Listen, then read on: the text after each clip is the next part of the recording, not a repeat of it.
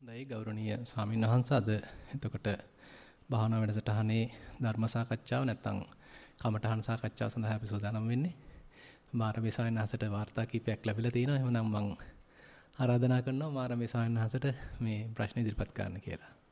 ස්වාමින් වහන්සේ ඇතුළු පූජනීය අපේ මහා සංඝරත්නයන් අවසරයි.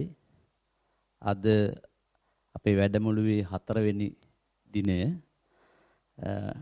ඒ නිසා කර්මස්ථාන වාර්තා ලැබිලා තියෙන ඒවා බොහොම විස්තරාත්මකව ලැබිලා තියෙන බවයි පේන්නේ. පළවෙනි කර්මස්ථාන වාර්තාව ගෞරවනීය ලොකු ස්වාමින් වහන්සේ වැඩසටහනට සම්බන්ධ වීමට පෙර මෙම වැඩමුළුව හා ස්ථානය පිළිබඳව අවබෝධයක් නොවිය. පළමු දිනය කාර්යකාරී කටයුත්තක් ප්‍රපාතයකට ඇද වැටුණද සිතුනි. පන්සලේ ඒකාකාරී ජීවිත රටාව තුල ඉඳී මා මෙම කටයුත්ත න්යායමට ණයාට අඳුකොලසේ දැනුනි. පර්යංක ආනාපාන සතිය පුහුණු ලැබීම ආරම්භ විය. ටික වේලාවක් ගත වුණද සිත දුවන්නට විය. නිෂ්ඵල දෙයක්ද මේ යයි සිතුනි. දැස් ඉවර කළෙමි. එම වෙලාවේ පුහුණුව සඳහා සේනාසනයේ වැඩ ඉඳි ස්වාමින් වහන්සේ හා අනිකුත් ස්වාමින් වහන්සේලා දෙසත් මේ භූමිය මාහට ඉඳින ස්ථාන දෙසත් තනිවම සිටුවෙමි. පසුව ලොකු ස්වාමින් වහන්සේ කැපවීමෙන් නොමිලේ යමක් සිදු කරන බවත් එය මගේ ජීවිතයට නොව කුමන හෝ යහපත සඳහා කරුණ කරනු වෑයමක් වන්නට ඇත. තථාගත දැක්ම යහපත්සේ අධ්‍යයනය කර එයින් යම් දෙයක් ඔබ වහන්සේ ලබා ඇති අතර එම ලැබූ යහපත් දේ මා ඇතුළු ලෝකයට දෙන්නට විශාල මෙහෙයක් ගන්නා බව වැටහුණි. මා මදක් සිටුවේ මගේ හිත එක තැනකට ගැනීමටය. ඔබ වහන්සේට හැකි වූයේ නම් මට නොහැකි ඇයිදැයි මා මගෙන් ප්‍රශ්න කළෙමි. මුලින්ම පුරුදු වූයේ කය එකම ඉරියව්වකට පුළුවන් උපරිම වේලාවක් තබා ගැනීමටයි. පසුව භාවනාවට හිත යොමු කළෙමි. හිසේ සිට ශරීරය දෙසට හිත ගමන් කරන්නට දුනිමි. ශරීර අභ්‍යන්තරය හා පිටත ක්‍රියාවලිය එකින් එක අවධානයට යොමු කළෙමි. හුස්ම ගැනීම පිටවීම හා ගැනීමේදී ශරීරයේ වෙනසක් පිටවීමේදී වෙනසක් සියුම් ලෙස නිරීක්ෂණය කරමින් සිටියෙමි. ශබ්ද ඇසේ. විදුලි පංකා යම් යම් සියුම් ශබ්ද එතෙක් සිත වරක් දෙවරක් එම දෙසට ගමන් කරන්නට විය. නැවත නැවත සිත එකම අරමුණටම ගතිමි. දැන් මට අතීතය අනාගතය පිළිබඳව අවබෝධයක් සිතීම බාහිර දේ ගැන සිතීම නැති වී ශරීරය මේ වෙලාවේ සිදුවන ක්‍රියාවලිය සමග සිටියෙමි. වෙනදා කලබල යන්ත්‍ර අවිවේකී මා අද පුදුම නිදහසකින් කාලය ගත කරන්නට විය. දුරකථනයට සම්බන්ධ වී දවසට වාර 4-5ක් දෙමාපියන් දෙපළ සමග දොඩමළු වූ මා පන්සල ගම පින්කම් දායකයන් රැකියාව ලෝකය කරගත් මා දිවි පිනවන්නට සත්ත්ව මාංශ වැළඳූ මා රාත්‍රී ආහාරයගත් මා දිනපතා දියවැඩියා ඖෂධ ලබාගත් මා පළමු දිනේම අකමැත්තෙන් වුවද මෙම පැහැදිලි කුල ජීවිතයට පුරුදු විය. මං හිතන්නේ මෙම සංග්‍රහ තුල වෙන්නේ. යටම එපා කළ සංග්‍රහ තුල ජීවිතයට පුරුදු විය. ගෙව් පැවිදි දිවියට වැඩි වෙනස් ආරකට හැරි ඇති බව මට දැනුනි. එච්චරයි. හොඳයි. ඉතින් භාවනාව ගැන නම් මුකුත් නැහැ. ඉතින් අර දරන උත්සාහය හොඳයි. ඒ කියන්නේ කොහොමත් මේ අපි කාර්යබහුල ජීවිතයක් නම් ගත කරලා ඉන්නේ. ඉතින් ඒ කාර්යබහුල ජීවිතයේදී අපි ගත කරපු ජීවිතය පැත්තකට කළා මේ බොහොම සරල බවකට මනස ගන්න ඉතින් ලොකු ප්‍රයත්නයක් දරන්න ඕනේ. මොකද දැන් අපි හැම තිස්සෙම දුරකථනයේ එක්ක ඉන්නවා නැත්නම් කටයුතු බහුලව ඉන්නවා. ඔය කියන්නේ মালටි ටාස්කින් කියලා එක වැඩක් කරනවා තවත් වැඩක් කරනවා වැඩ 1000ක් එකට පටලවාගෙන ඉන්නේ. ඉතින් ඒ බඳු පරිසරයක් තියාගෙන ඒ බඳු මානසික වාතාවරණයක් තියාගෙන ඇවිල්ලා අතක් පිට අතක් තියලා වාඩුණාලා අපි තුමු ආනාපානයට බලන්න කිව්වට ඉතින් කිසිසේත්ම හිත ඉන්නේ නැහැ. ඒ ඔතනින්ම තමයි හැබැයි මමත් පටන් ගත්තේ. ඒ හින්දා මේ අපි කාටත් ඕක පොදු දෙයක්. මොකද මම පැවිදුනේ අවුරුදු 36 දී. ඉතින් රස්සාවල් කළා. ඉතින් බොහොම මේ කියන්නේ වගකීම් දරලා හරිම ව්‍යාකූල මනසක් මටත් තිබුණේ. ඉතින් මම පැවිදි වෙලා මුලින්ම ඉතින් මම ඇත්තටම ආවරණ සේනාසනේ පැවිදි වුණේ. ඉතින් එතෙන්දී මට හම්බුණා ඔය මාතර ශ්‍රී ඥානාරාම ස්වාමීන් වහන්සේගේ සමත විදර්ශනා භාවනා මාර්ගයේ පොත. දැන් මේ පොත කියවගෙන යනකොට ඉතින් ඒකේ තියෙනවා මේ ස්වාමීන් වහන්සේ කියලා ඔන්න හුස්ම රැල්ලට හිත තියන්න. ඔන්න ප්‍රථම ධානයට සමවදින්න. ඒකේ විනාඩි 10ක් ඉන්න, විනාඩි 15ක් ඉන්න, විනාඩි 20ක් ඉන්න ඔය විදිහට විස්තර කරලා දෙනවා. ඉතින් මම බැලුවා මට එක තප්පරයක් ඉන්න බෑ. මට එක තප්පරයක් මේ කාර්මුණක ඉන්න බෑ. එච්චරට ව්‍යාකූලයි හිත. හිත නිකන් යන්ත්‍රයක් වගේ එතෙන්ට පයින්නවා මෙතෙන්ට පයින්නවා අතෙන්ට පයින්නවා පුදුමාකාර මේ අසංවර බවක් මේ විසිරිච්ච බවක් තමයි මගේ හිතේ තිබුණේ. හැබැයි ඉතින් මමත් අතහැරියේ නැහැ. ඉතින් එතන තමයි අපිට තේරුම් ගන්න තියෙන්නේ අපිට මේක කරන්න පුළුවන් කියන විශ්වාසය ඇති කරගත්තා නම් ඊට පස්සේ මේක කරන්න පුළුවන්. ඉතින් ඊට පස්සේ ඉතින් දිගටම උත්සාහ කළා. ඒ උත්සාහ කිරීමේ ප්‍රතිඵලයක් වශයෙන් තමයි ටික මේක හික්මව ගන්න පුළුවන්. ඉතින් ඒ නිසා අපිට බලාපොරොත්තු වෙන්න බෑ මේ අපි බොහොම වගකීම් දරමින් ටිකක් කාර්ය බහුලව ජීවිතයක් ගත කරමින් ඉන්න පසුබිමක නම් ඉන්නේ එකපාරට ආපු ගමන් හුස්මේ හිත ඉන්න කියලා කියපු ගමන් හිත ඉඳීවි කියලා ඉතින් අපිට බලාපොරොත්තු වෙන්න බෑ. ඉතින් හැබැයි අපි තේරුම් අරගෙන මේකේ තියෙන වටිනකම හොඳට මනසට කාවද්දගෙන අපි ටික උත්සාහන්ත වෙනවා නම් මේක මෙල්ල කරන්න බැරිත් නෑ. ඒක ටික තමයි වෙන්නේ. ඉතින් ඕකට හුඟක්ම වටිනවා සක්මන් භාවනාව. මොකද සක්මනේදී දැන් ඔය අපි මෙතනක් තියෙන එක බලාපොරොත්තුවක් තමයි ඒක අරමුණේම හිත ඉන්න ඕනේ කියලා බලාපොරොත්තුවක් මෙතන තියෙනවානේ. නමුත් එහෙම එකක් අත්‍යවශ්‍ය නැහැ. ඒක ටික අපිට හදාගන්න පුළුවන්.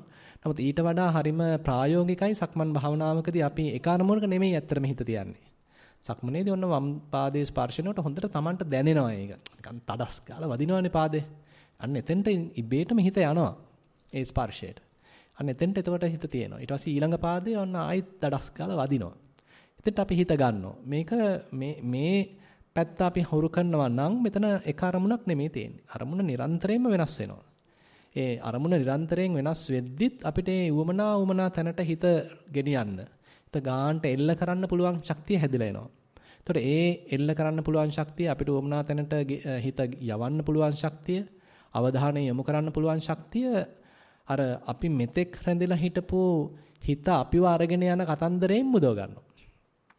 ගොඩක් වෙලාවට වෙන්නේ අපේ හිතේ ඇතුලේ කතාවක් දුවනවා. අරක ගැන හිතනවා, මේක ගැන හිතනවා, අනාගත සැලසුම් ඔස්සේ යනවා, අතීතයේ වෙච්ච දේවල් ඔස්සේ යනවා. ඉතින් ලොකු කතන්දරයක් දුවනවා. අපි ඕක ඇතුලේ නළුවෙක් වෙලා අපිත් ඉතින් කියෝ ඉන්න හරි අසරණයි. නමුත් ඒ අන්නේ අසරණ භාවයෙන් ඒ අපි යෙදිලා ඉන්න ඒ ඇතුලේ කතාවෙන් හිත මුදව ගන්න පුළුවන් විටින් විට. 100ක් එකපාරට බැරි වෙයි.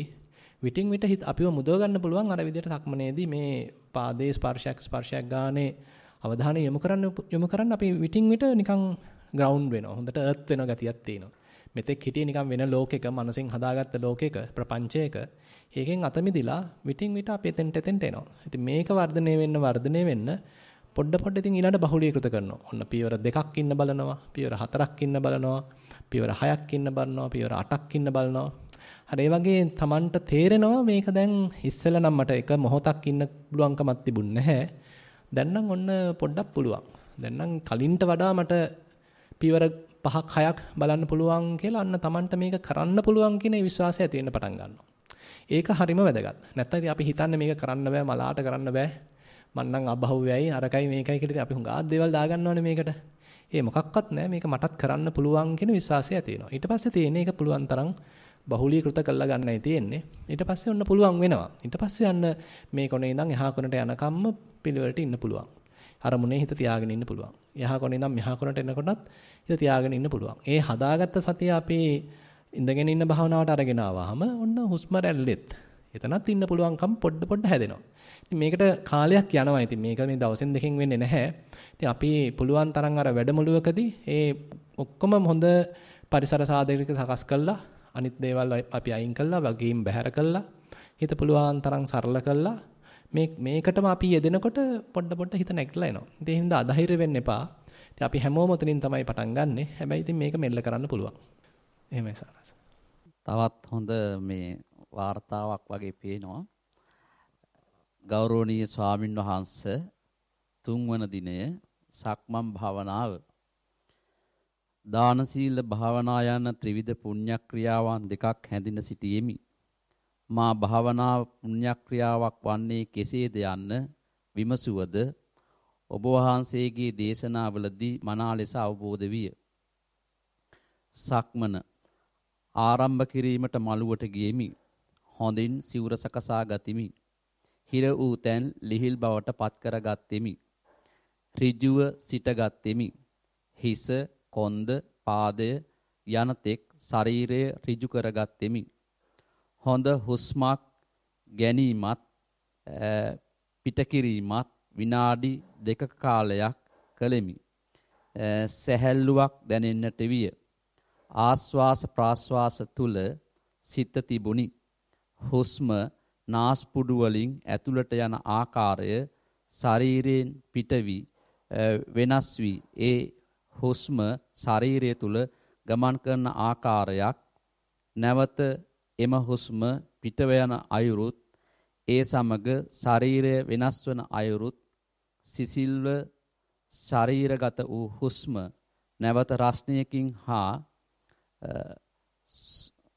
සුවදේ වෙනසක් සමග පිටවන අයුරු සමග විනාඩි 2ක් ගත විය. පසුව නැවත සිත මාගේ පාදයේ තෙක් රැගෙන ගොස් සක්මන ආරම්භ කළෙමි.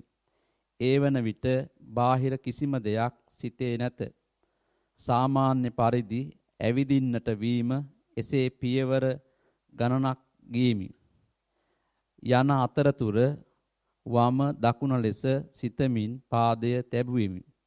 පාදය තබන ආකාරයට සිත යොමු කළෙමි.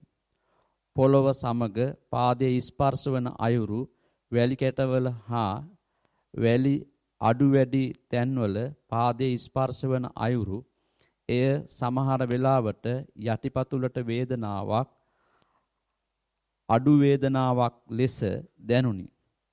පාදය මාරු වන අයුරු, පොළවට ස්පර්ශ වන අයුරු, බර දැනෙන අයුරු ඒ අවස්ථාවලදී වෙනස් වන අයුරු හඳුනා ගතිමි. ඇවිදීම සමග පාදයට හුස්මත් ශරීරයත් ශරීර අභ්‍යන්තරයත් පිළිබඳව සිත යොමු කළෙමි. සක්මන් වේගය ටික ටික අඩු විය. එසේ විනාඩි 45ක් පමණ කළෙමි. බාහිර ශබ්ද, අතීතය, වර්තමානයේ කිසිවක් හිතට ආවේ නැත.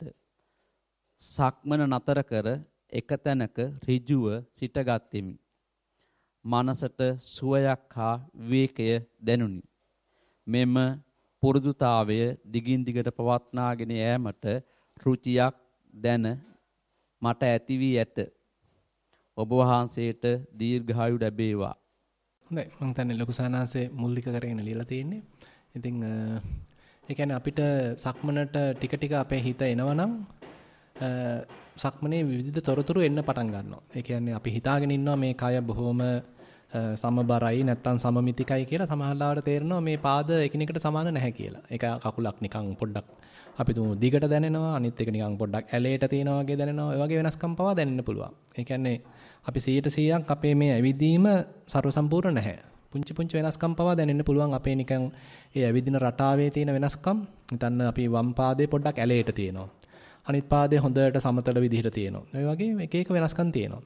නැත්තම් අපි එක පාදයකට වැඩියෙන් බර යොදනවා. අනිත් එක නිකන් ඔහෙ ඇදිලා වගේ යනවා. අන්න ඒ වගේ අපේ හැමෝගෙම තියෙනවා ඒ වගේ පුංචි පුංචි මේ ඇවිදින රටාවන්. ඉතින් ඕවා පවා හෙලි වෙන්න ගන්නවා. ඉතින් මේවා හෙලිවීමෙන් බලාපොරොත්තුවක් නැහැ මේවා සකස් කර ගැනීමක්.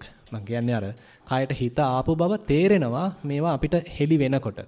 කියන්නේ කවදාවත් අපි මේවා තේරුම් අරගෙනත් නැහැ. අපි නිකන් ඔහේ පුරුද්දට ඇවිදලා තියෙන්නේ.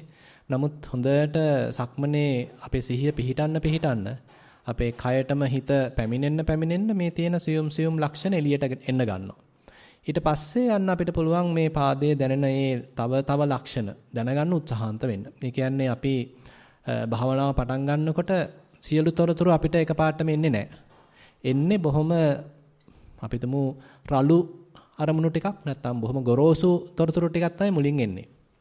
ඒ ගොරෝසු තොරතුරු ටික ඔස්සේ තමයි අපි සිහිය පිහිටවන්නේ. සතිය දියුණු කරගන්නේ. ඊට පස්සේ දියුණු කරගත්ත සතියෙන් පුළුවන් තව ටිකක් ගැඹුරට යන්න. තව වටපිට තියෙන සියුම් ලක්ෂණ ටික හඳුනා ගන්න පුළුවන්. ඉතින් ඒක තමයි එක පැත්තකින් කියනවා නම් නිකන් විපස්සනාවේ ක්‍රමවේදයත් ඒක තමයි. අර ප්‍රකට අරමුණෙන් පටන් ගන්නවා ඊට පස්සේ ක්‍රමානුකූලව තව ගැඹුරට ගිහිල්ලා අර මුලින් අප්‍රකට වෙලා තිබිච්ච අරමුණු ටිකත් ඒ අප්‍රකට වෙලා තිබිච්ච විස්තර ටිකත් අපිට හඳුනා ගැනීමේ ශක්තිය ලැබෙනවා. ඉතින් ඒක සතිය දියුණු වීමත් එක්ක තමයි වෙන්නේ. දැන් අපේ හිතේ සතියක් නැත්නම් සිහිමත් මොකද්ද මේ අවධානයක් නැත්නම් අපේ හිත නිකන් ඔහේ මතු පිට තමයි ඇවිදින්නේ.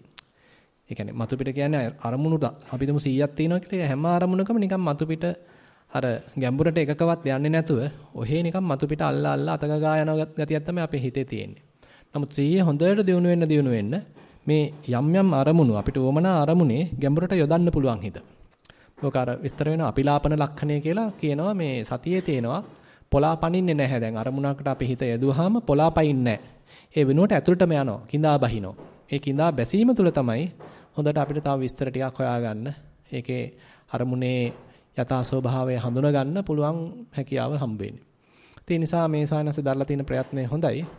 ඉතින් තව දියුණු කරන්නයි තියෙන්නේ. තව දියුණු කරන්න තමයි අපිට මේකෙන් තව ඒ කියන්නේ සක්මනේදී විශේෂයෙන්ම දැන් බුදුරජාන් වහන්සේ සක්මන් භාවනාව ගැන ආනිසංස 5ක් විශේෂයෙන් දේශනා කරනවා. ඔය අංගුත්තර නිකායේ චංකමනානිසංස සූත්‍රය කියලා සූත්‍රයක් එනවා.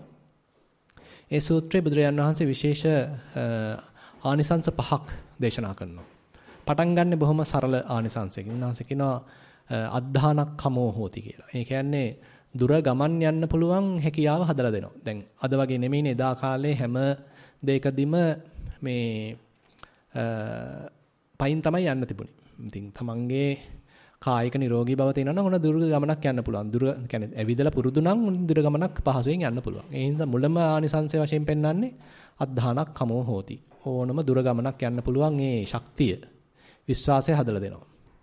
ඊළඟට කියනවා පධානක්ඛමෝ හෝති කියලා. ප්‍රධාන වීරයක් වඩන්න පුළුවන් මේ හැකියාව හදලා දෙනවා. මොකද සක්මන කියන්නේම ටිකක් අභියෝගශීලී වැඩක්.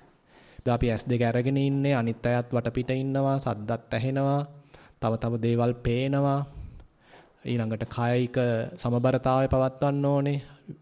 චේතනාපූර්වකව ඇවිදින්න ඕනේ. ඔය ASCII තමයි අපි මේ වමනාර්ථනට අවධානයක් යොමු කරන්නේ. හින්දා ටිකක් අභියෝග ගතියක් තියෙනවා. ඉතින් මේ බඳු මේ අභියෝග ජය ගැනීමේ ශක්තිය, ඒ ප්‍රධාන වීරයක් වඩන්න පුළුවන් හැකියාව හදලා දෙනවා කියලා කියනවා. ප්‍රධානක්ඛමෝ හෝති කියලා. ඊළඟට කියනවා අප්පාබාධෝ හෝති. මේ අල්පාබාධ ඇත්තෙක් වෙනවා. කායික නිරෝගී බවක් ඇති කරලා දෙනවා. මොකද අපි නිකාන් ඔහේ ඉන්නවා නම් අර ඒ කියන්නේ කිසිම මේ කායික මේ ක්‍රියාශීලී බවක් අපිට නැත්තම් ඉතින් කය නිකම්ම ලෙඩ වෙනවා. නමුත් හොඳට මේ සක්මනක් කරා නම් උදාහරණයක් වශයෙන් අපි හිතමු අපි ආහාර වැළඳුවාට පස්සේ දානේ වැළඳුවාට පස්සේ අපිට පුළුවන් නම් සක්මනට පිවිසෙන්න.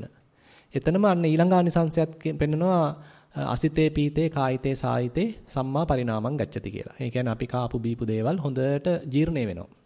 ඒක තමයි හතරවෙනි ආනිසංසය වශයෙන් පෙන්වන්නේ. අන්තිම ආනිසංසය වශයෙන් අන්න සමාධි පැත්තක් අනේ කතා කරනවා. චංකමාදිගතෝ සමාධි චිරට්ඨිතිකෝ හෝති කියලා. ඒ කියන්නේ සක්මන් භාවනාවක් කරහා සකස් වෙනේ සමාධිය හිතේ ඒකාග්‍රතාවය දීර්ඝ කාලයක් අල්ලා හිටිනවා කියලා කියනවා. ඒ කියන්නේ දැන් අපි හිතමු කවුරු හරි කෙනෙක් කිසිසේත්ම සක්මනක් කරන්නේ නැතුව ඉඳගෙන විතරක් භාවනා කරනවා නම් ඒ තුලින් යම් කිසි සමාධියක් හිතේ ගොඩ නැගුණා නම් ඒක හරි ඉක්මනට කැඩෙන්න පුළුවන්. මොකද අපිට අවශ්‍යයි හැමතිස්සෙම මේ බාහිර සාධක ටික හොඳම ප්‍රශස්ත මට්ටමින් තබා ගැනීම අවශ්‍ය වෙනවා. නැත්තම් අපි ටක් ගාලා කැඩෙනවා. නමුත් සක්මනේදී අපි මේ බඳු බාධක සහිත පරිසරයකදීමයි අපි හිත දියුණු කරන්නේ. ඉතින් එතකොට අර බාධක කොච්චර පැමිණියත් අපේ සමාධිය කැඩෙන්නේ නැහැ. හොඳට සමාධිය අල්ලා හිටින ගතියක්. අපිත් එක්ක ඉන්න ගතියක්. ඒ බාධක මැද්දේත් කොහොමද අපේ හිත පාලනය කරන්නේ? අපිට වුණා තැනට අවධානය යොමු කරන්නේ. කන්නේ හැකියාවන් ටික හදලා එනවා මේ සක්මන් භාවනාව හරහා. ඒ නිසා ඇත්තටම බුදුරජාණන් වහන්සේ ඉතින් ඔය විශේෂයෙන්ම චංකමාදී මේ මොකද්ද මේ චංකමනානිසංස සූත්‍රයේදී ඔය විශේෂ මේවා ටික පහම සඳහන් කරලා තියෙනවා. ඊට ස්වාමීන් වහන්සේ නෑ මේ අංගුත්තර නිකායේ පංචක නිපාතේ ආනිසංස පහක් පෙන්වන්නේ චංකමනානිසංස සූත්‍රය. පළවෙනි එක අද්ධානක්කමෝ හෝති, දෙවෙනි එක පධානක්කමෝ හෝති, තුන අප්පාබාධෝ හෝති, හතර අසිතේ පීතේ කායිතේ සායිතේ සම්මා පරිණාමං ගච්ඡති, පස්වෙනි එක චංකමාදිගතෝ සමාධි චිරට්ටිතිකෝ හෝති. ඒ පහ තමයි පෙන්වන්නේ. ඊට අමතරව ඉතින් තවත් තැන්වලදී හිතන්න උදාහරණයක් වශයෙන් ඔය නීවරණ ජය ගැනීම සම්බන්ධයේදී බුදුරජාණන් වහන්සේ කියනවා ඔන්න උදේවරුව චංකමනේන චංකමාය නිසජ්ජාය චිත්තම් පරිසෝදේති ඔන්න වගේ වචන වලින් විස්තර කරනවා. ඒ කියන්නේ දැන් මේ සක්මන් භාවනාවේ යෙදෙමිනුත් පරයන්ක භාවනාවේ යෙදෙමිනුත් මේ හිතේ පැන නගින නීවරණයන් පිරිසුදු කරනවා. ඒ විදිහට සකස් කරනවා. ස්වාමීන් සාමාන්‍යයෙන් එහෙම තමයි අපි සාමාන්‍යයෙන් කරන්නේ. ඒ කියන්නේ ස්වාමීන් වහන්සේ කියන්නේ සක්මන සමමිතික වෙන්න ඕනේ කියලාද සමබර වෙන්න ඕනේ කියලා. එහෙම වුණොත් හොඳයි හැබැයි. ඒ කියන්නේ කන්දක් වගේ තිබුණොත් පොඩ්ඩක් ඉතින් ඒක වෙනස්කම් අහුවෙන්න පුළුවන්. වැරද්දක් නැහැ. හැබැයි සාමාන්‍යයෙන් අර අපිට මෙතනදී කය හුඟක් වෙහෙසීම නෙමෙයි අවශ්‍ය වෙන්නේ. ඒක සමතලා බිමක වැඩි වාර සංඛ්‍යාවක්. එහාට මෙහාට නිකන් බොහොම සරලව කාය Tamanට හුරු වේගයෙන් ඇවිදින්නයි තියෙන්නේ. මොකක්වත් අමුතු වේගයක් නැහැ. අපිට කියලා විශේෂ සක්මන් කරද්දී පවත්වන්න ඕනේ මෙන්න මේ වේගය කියලා එකක් නැහැ. අපිට හුරු පුරුදු වේගයෙන් පටන් ගන්නවා. හැබැයි ඒ හුරු පුරුදු වේගයෙන් පටන් අරගෙන අපි භාවනාව කරගෙන යනකොට අතරමඟදී වේගය අඩු වෙන්න ඉඩ තියෙනවා. ඒක වැරද්දක් නැහැ. දැන් අර අපේ ස්වාමීන් වහන්සේ කෙනෙකුත් සඳහන් කළා තිබුණානේ. පටන් ගත්තා යම්කිසි වේගයකින් හැබැයි හොඳට විස්තර ටික බලාගෙන යනකොට මේක නොදැනුවත්වම පොඩ්ඩක් වේගය අඩාල වෙන්න පුළුවන්. ටිකක් හෙමින් ඇවිදින බවක් මතුවෙන්න පුළුවන්. ඒක වැරද්දක් නැහැ. නමුත් අපි හිතලා මේ වේගය අඩු කරනවා නෙමෙයි. ඒක මේ විස්තර බලන්න ගියාම ඉබේටම වේගය අඩු වුණා. ඒකේ වැරද්දක් නැහැ. එහෙමයි සාරස. සක්මන අතිපූජනීය මහා ස්වාමින් වහන්සේ සක්මන් භාවනාවේ 8 වෙනිදා සිට දින 2ක් යෙදුනද හරියාකාරව ඊට සිත යොමු කර සිහි එලවාගෙන යෙදිය නොහැකි විය. ඒ කිමෙක්දැයි පිළිතුරක් දිය හැකිද? හැබැයි මේ වන විට ඒ தත්ත්වය මගහැරී ඇත. දැන් සක්මනෙහි සිත යොදවා සිහිය පිහිටුවා භාවනාවේ යෙදිය හැකිය. සක්මනට සිත යොමු කොට වම් පාය ඔසවන විට දකුණු පායට ශරීරයේ බර මැනවින් දැනුනි. වම් පායට සැහැල්ලු බවක් දැනුනි. වම් පාදය සිහියෙන් පිහිටුවා බිම තබන විට බරක් දැනුනි. දකුණු පාදයට සැහැල්ලුව දැනුනි. වම් දකුණු පා ඔසවා තබන විට ගමන් කරවද්දී යටි පතුලට සිහිල් වාතයක් ස්පර්ශය දෙන්නි. ඇඟිලි අතරට සිහිල් සුළම් පහය වැදිනි. වැලි පොළොවෙහි කාර්කශ බව, සුමුදු බව විලුඹට ඇඟිලි තුඩට දැනුනි.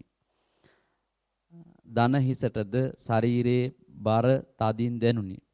කලවා පෙදෙසට පීඩනයක් දැනුනි. දෙපා මත සිහිය යොදවා ගමන් කළ විට සිතට निराமிස සුවය විඳීමට හැකි විය. මගේ සක්මන 3 වන දිනේදී මනවින් සිදු කෙලෙමි. ඔසවනවා, ගෙන යනවා, තබනවා යන අවස්ථාවල සිහිය මනවින් පිහිටුවිය. පුදුම සැහැල්ලුවක් සිත දැනී ගියේය. භාවනාවට පැමිණෙන විට තිබූ සිත් පීඩා බොහෝ දුරට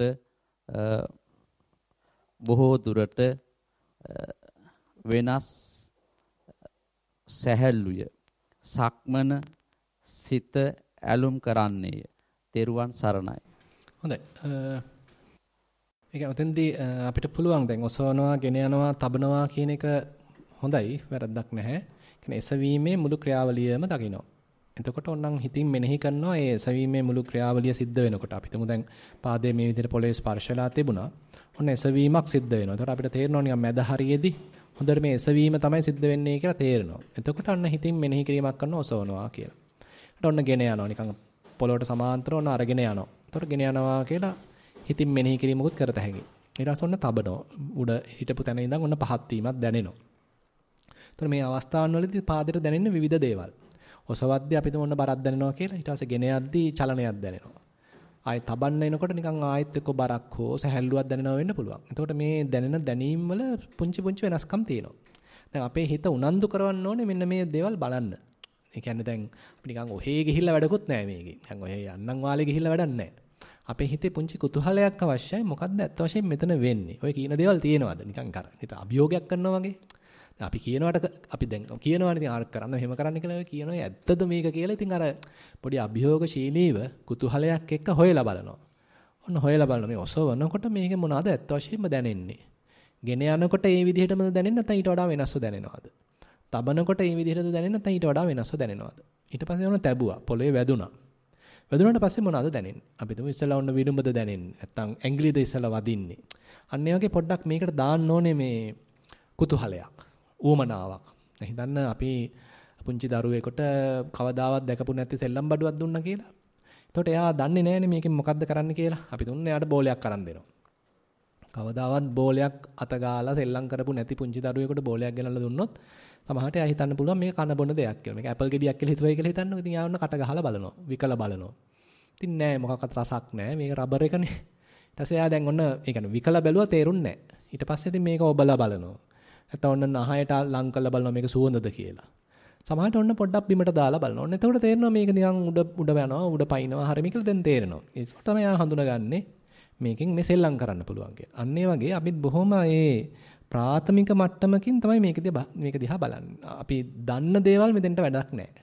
අපේම පරිශ්‍රණයක් අපි කරන්න ඕනේ. පාදයක් කොහොම ඔසවනකොට මොනවද දැනෙන්නේ? සමහරට පොතක තියෙනවා වෙන්න පුළුවන් අර ධාතුව තියෙනවා, මේ ධාතුව තියෙනවා. ඒවා මොකක්වත් මෙතෙන්ට වැඩක් නැහැ. මෙතෙන්දී අපිම තේරුම් ගන්න ඕනේ ඔසවද්දි මොනවද දැනෙන්නේ. හිත නිශ්ශබ්දයි. හිතන්න අපිට පුළුවන් වුණා කියලා යම් අවස්ථාවක සම්පූර්ණයෙන්ම නිශ්ශබ්ද කරගන්න. ඒ බොහොම නිශ්ශබ්ද මනසකින් ඒකාග්‍ර වෙච්ච හිතකින් ඔන්න දැන් බලනවා මේ ඔසවනකොට මොනවද දැනෙන්නේ. ගෙන යනකොට මොනවද දැනෙන්නේ. තබනකොට මොනවද දැනෙන්නේ. අන්න ඒ වගේ අපිට මේක හොඳට සියුම් කරගන්න මේකේ තව විස්තර මතුවෙනවා. එතකොට තමයි ඉතින් ගැඹුරකට යන්න අවස්ථාව සැලසෙන්නේ. ඒ නිසා සක්මන් භාවනාව හරි ලොකු දුර ගමනක් අපිව එකගෙන යනවා. පටන් ගන්න හරිම සරල තැනකින්. හැබැයි දීර්ඝ ගමනකට අපිව සකස් කරනවා. අපේ මනස හොඳට පෙළ ගස්සනවා කියලා කියන්න පුළුවන්. එච්චරයි සනසත් තියෙන්නේ. තව තියෙනවද? එහෙමයි. කමඨහන් වාර්තාව ගෞරවනීය ලොකු ස්වාමින් වහන්සේ ඇතුළු මහා සංඝරත්නයන් අවසරයි. මෙම වාර්තාව ලියන මා පරිවිනාධිපතිවරයෙකි. මාගේ පැවිදි ජීවිතයේ වසර 35ක් පමණ වේ. මේ කාලපරාසය තුල විවිධ ආගමික වැඩසටහන වලට සම්බන්ධ වී ඇත. එහෙත් ජීවිතයේ පළමු වතාවට මෙවැනි භාවනා පුහුණු මධ්‍යස්ථානයකට සම්බන්ධ වුනිමි.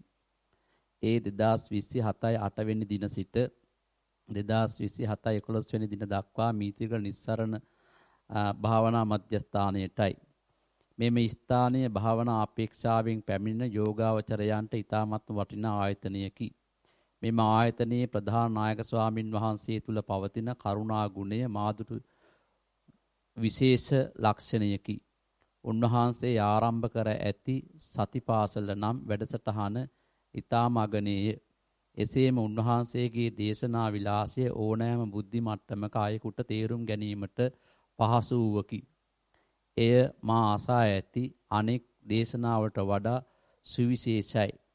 භාවනා කමඨහන් දීම අතිශයින්ම ප්‍රියජනකය. එසේම කමඨහන් සුද්ධ කිරීමද නිවරද කිරීමද මා සිත්ගත්තේය.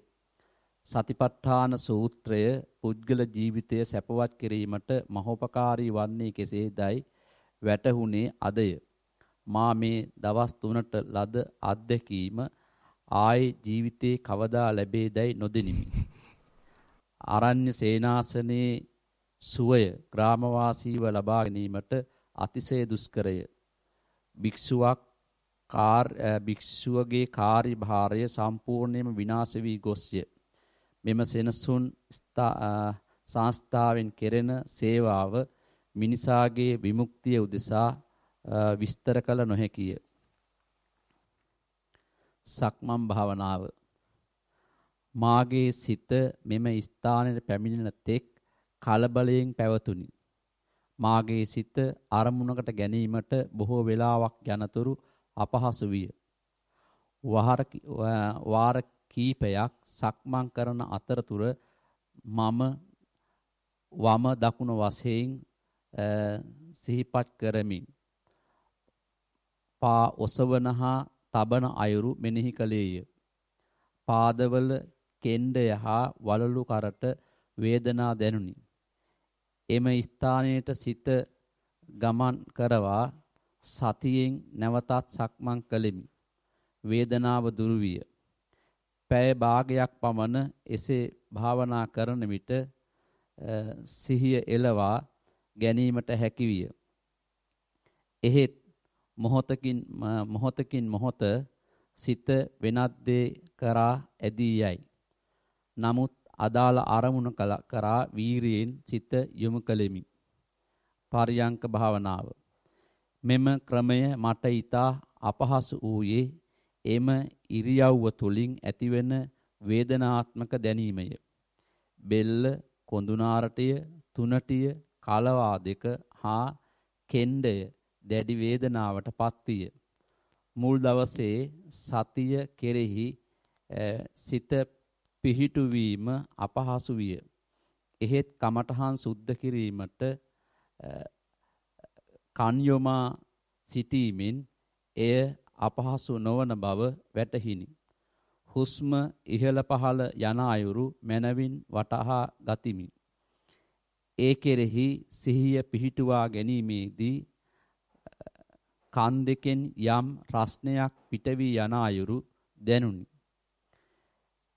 හිසෙහි තද ගතියක් දැනුනි. එම අවස්ථාවන්ට සතිය යොමු කිරීමෙන් එය නොදෙනී යාමක් මෙන් හා නින්දටපත් වූයේ දැයි දැනුනි. එපමණයි. තෙරුවන් සරණයි. ආයතන භාර ගරු ලොකු ස්වාමින් වහන්සේට හා අපට උපස්ථාන සැලසූ සැමට නිරෝගී සුව චිරජීවනය ලැබේවා. මෙයට කේ සුමංගල හිමි ගා හෙට්ටාගල මහපිරිවෙන. උනාසේ වැඩියද සයනාස? හෙට්ටාචලනේ. වැඩලා. මුල් කාලේම කරන්න පුළුවන් නම් තමයි වටින්නේ. මොකද මේ අද දැන් මම හිතන්නේ දොස්තර මහත්තයාගේ මේකේ තිබුණා මේ එක මේ ප්‍රස්තාරයක්. ඒ කියන්නේ දැන් අපි හුඟක් වයසට ගිහිල්ලා මේ වැඩේ පටන් ගන්නකොට ටිකක් අමාරුයි.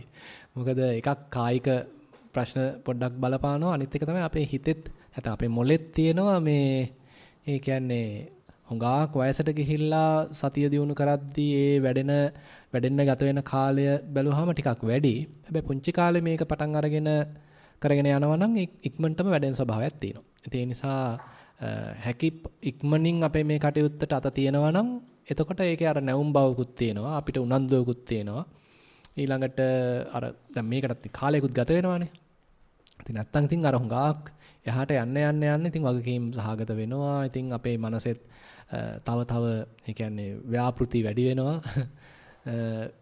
අනිත් එක අපේ ඉන්ද්‍රියන් හරහා පැමිණෙන විවිධාකාර අරමුණු හරහා අපේ හිත තව දූෂිත වෙනවා. ඒ නිසා හිත හරිය එන්න ව්‍යාකූල වෙන ගතියක් තමයි තියෙන්නේ. එතකොට අර ඒ බඳු ව්‍යාකූල වෙච්ච හිතක් හොදනවට වඩා පහසුයි ඉතින් මුලින්ම ටිකක් අඩුවෙන් දූෂිත වෙච්ච හිතක් හොදන්න ඉතින් ලේසි කියලා කියන්න පුළුවන්. ඒ නිසා අපි මේ දේවල් හොඳින් තේරුම් අරගෙන අපි තරුණ කාලෙදිම මේ බුදුරජාන් වහන්සේ කියන්නේ කලු කෙස් තියෙන කාලෙදිම මේ වැඩේට බහිනවා නම් ඒකේ ලොකු ප්‍රයෝජනයක් තියෙනවා. හැබැයි ඉතින් පමත් නැහැ ඉතින්. දැන් උදාහරණයක් වශයෙන් දැන් ඔය කවුද අර මේ වයසට ගිහිල්ලා පැවිදිලා මේ මොකක්ද උන්වහන්සේගේ නම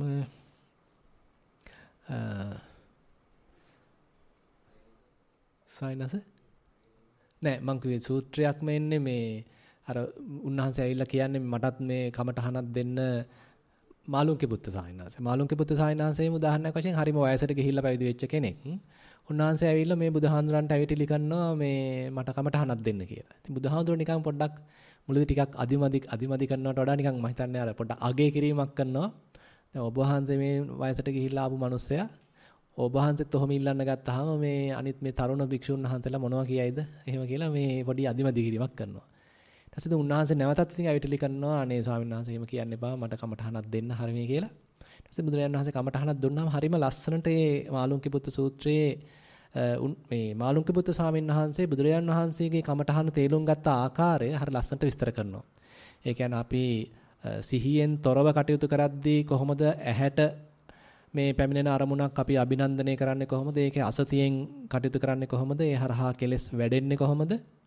ඒකේ ප්‍රතිවිරුද්ධ පැත්ත වශයෙන් සතිය පිහිටෙව්වට පස්සේ දැන් අරක පටන් ගන්න සතිය හොඳට පිහිටියට පස්සේ පිහිටි සතියක් මේ තියෙනකොට කොහොමද අරමුණ ඔස්සේ එහෙම ඇදිලා යන්නේ නැතුව යම් හික්මීමක් එක්ක මේ කෙලස් යටපත් වෙන ආකාරයෙන් කෙලස් නැත්නම් ෂේ වෙන ආකාරයෙන් කටයුතු කරන්නේ කොහොමද කියන එක හරි ලස්සනට විස්තර කරලා දෙනවා මාළුන්ගේ පුත්තු සූත්‍රයේ සලායතන සංයුත්තේ.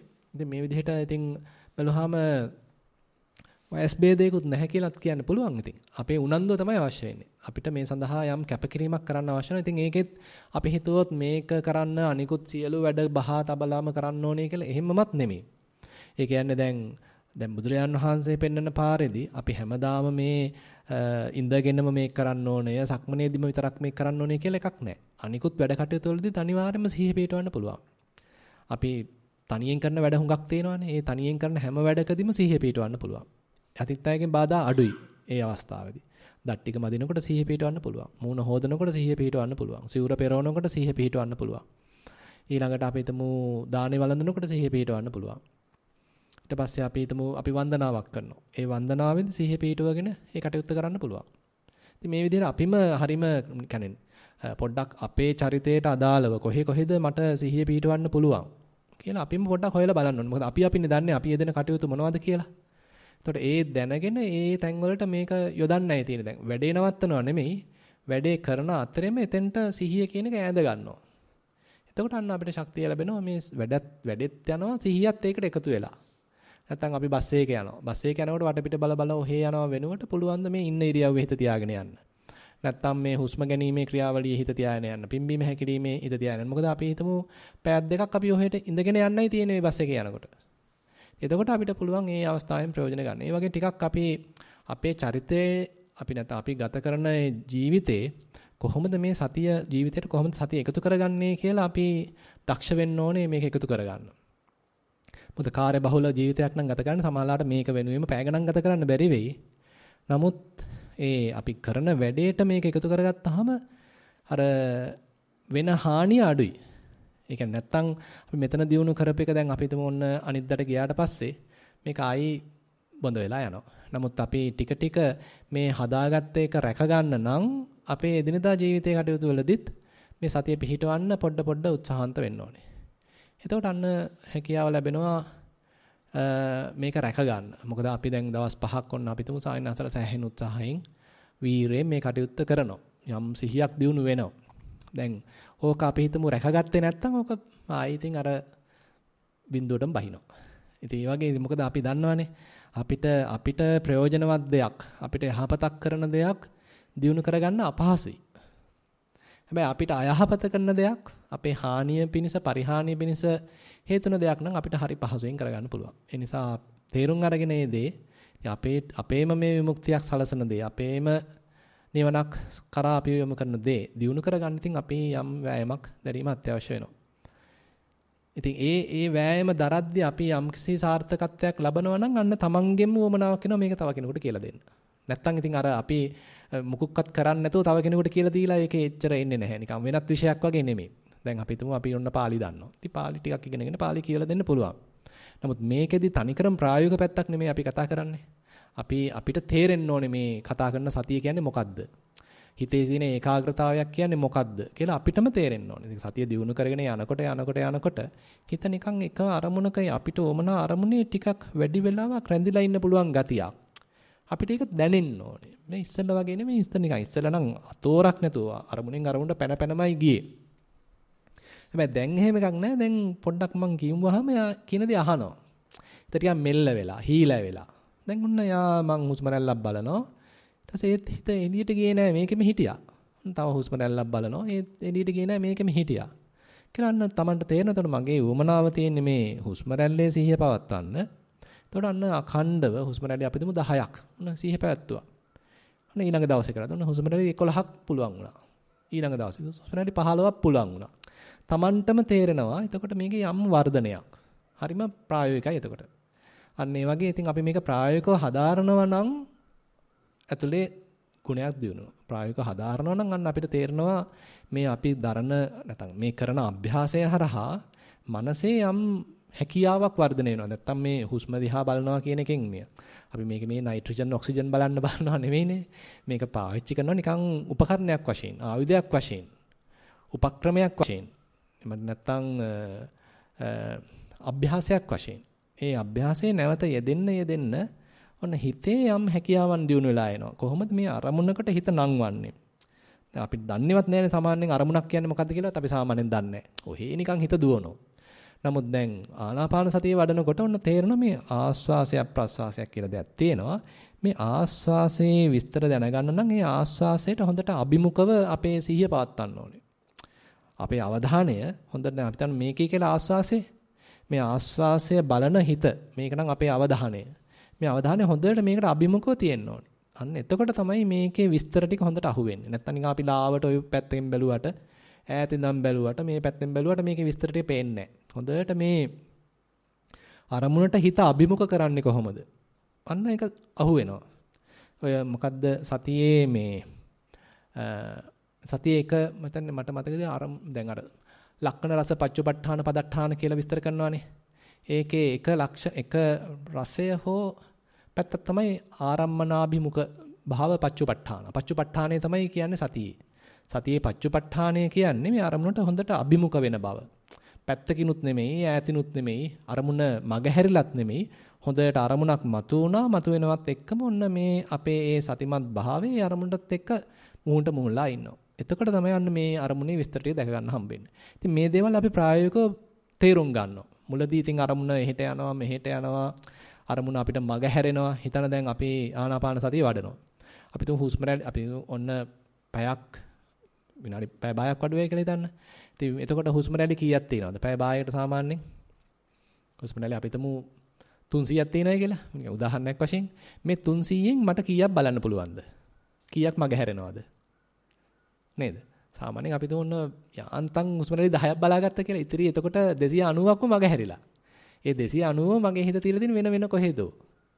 ඊට පස්සේ ඉතින් ඕක දැන් ආයිත් කරනවා. ඊළඟ පැය භාගේ. ඔන්න 10ක් නේ දැන් ඔන්න 15ක් බලන්න පුළුවන් වෙලා. හැබැයි 285ක්ම ගැරිලා.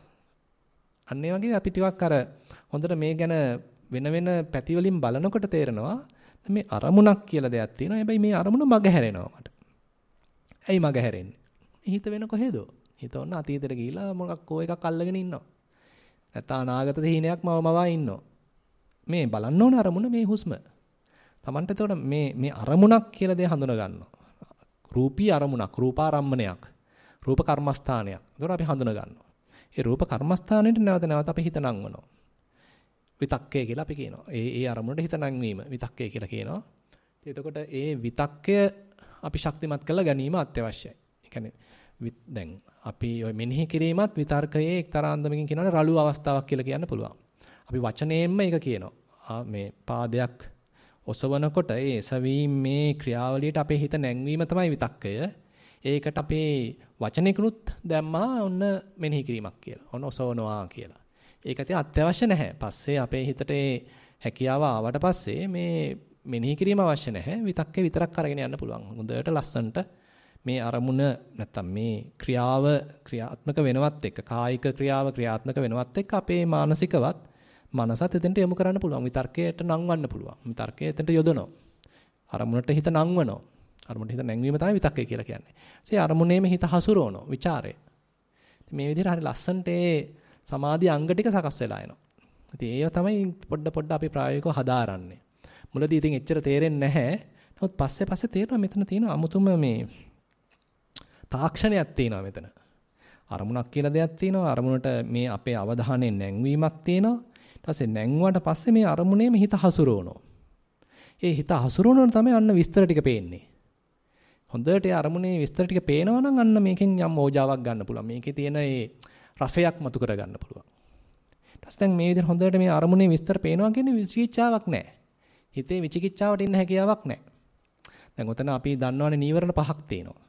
මේ නීවරණ පහට ධානාංග ටික සම්පූර්ණයෙන් ප්‍රතිපක්ෂයි. සමාධි අංග ටික ප්‍රතිපක්ෂයි. නීවරණ පහ යටපත් වෙනවා මේ ඒ ධානාංගය හරහා. සමාධි අංගය සමාධි ලක්ෂණය හරහා. උදාහරණයක් වශයෙන් දැන් විවිධ අරමුණු වලට යන්නේ හැමතිස්සෙම කාමච්ඡන්දේ නිසා. හොඳට ඒ අරමුණේ හිත ඒකාග්‍ර වෙලා එනවා නම් ඒ කියන්නේ කාමච්ඡන්දේ දැන් යටපත් වෙනවා. දැන් මේ තනි අරමුණක්. දැන් ආස්වාස ප්‍රස්වාසය කියන්නේ මේ මහා විචිත්‍ර අරමුණක් නෙමෙයිනේ. බොහොම ඒකාකාරී උදාසීන අරමුණක්. දැන් උදාසීන ඒ බොහොම අපිටම අදුක්කම සුඛ අරමුණක් කියලානේ අපි සාමාන්‍යයෙන් කියන්නේ. තැපත් නැහැ, දුකක් නැහැ. හරීම උපේක්ෂා සහගත ඒකාකාරී අරමුණක්. ඉතින් ඒ බඳු අරමුණකත් දිග වේලාවක් ඉන්න පුළුවන් කියන්නේ කාමච්ඡන්දය දැන් නැහැ. කාමච්ඡන්දය ඔන්නේ යටපත් වෙලා. ඊට පස්සේ මේ අරමුණේ විස්තර බලනවා කියන්නේ. හොඳට මේ අරමුණේ විස්තර ටික එළියට එනවා කියන්නේ අන්න ඊළඟට මේ ඒ කියන්නේ එයාට දැන් සැකයක් නෑ. දැන් මේ ආස්වාසය. දැන් මේ තියෙන ප්‍රාස්වාසය. දැන් මේක සැකයක් නැහැ. දැන් මේක පැටලිලා නැහැ. අන්න විචිකිච්ඡාවෙන් තොර වෙනවා. විචිකිච්ඡාව යටපත් වෙනවා හොඳට මේකේ ਵਿਚාරය තියෙනවා නම්. ඊට පස්සේ විතක්කේ හොඳට තියෙනවා නම් නැවත මේ අරමුණ එන අරමුණට හිත නංව ඉන්නවා කියන්නේ දැන් හිතට වැඩක් තේනවනේ.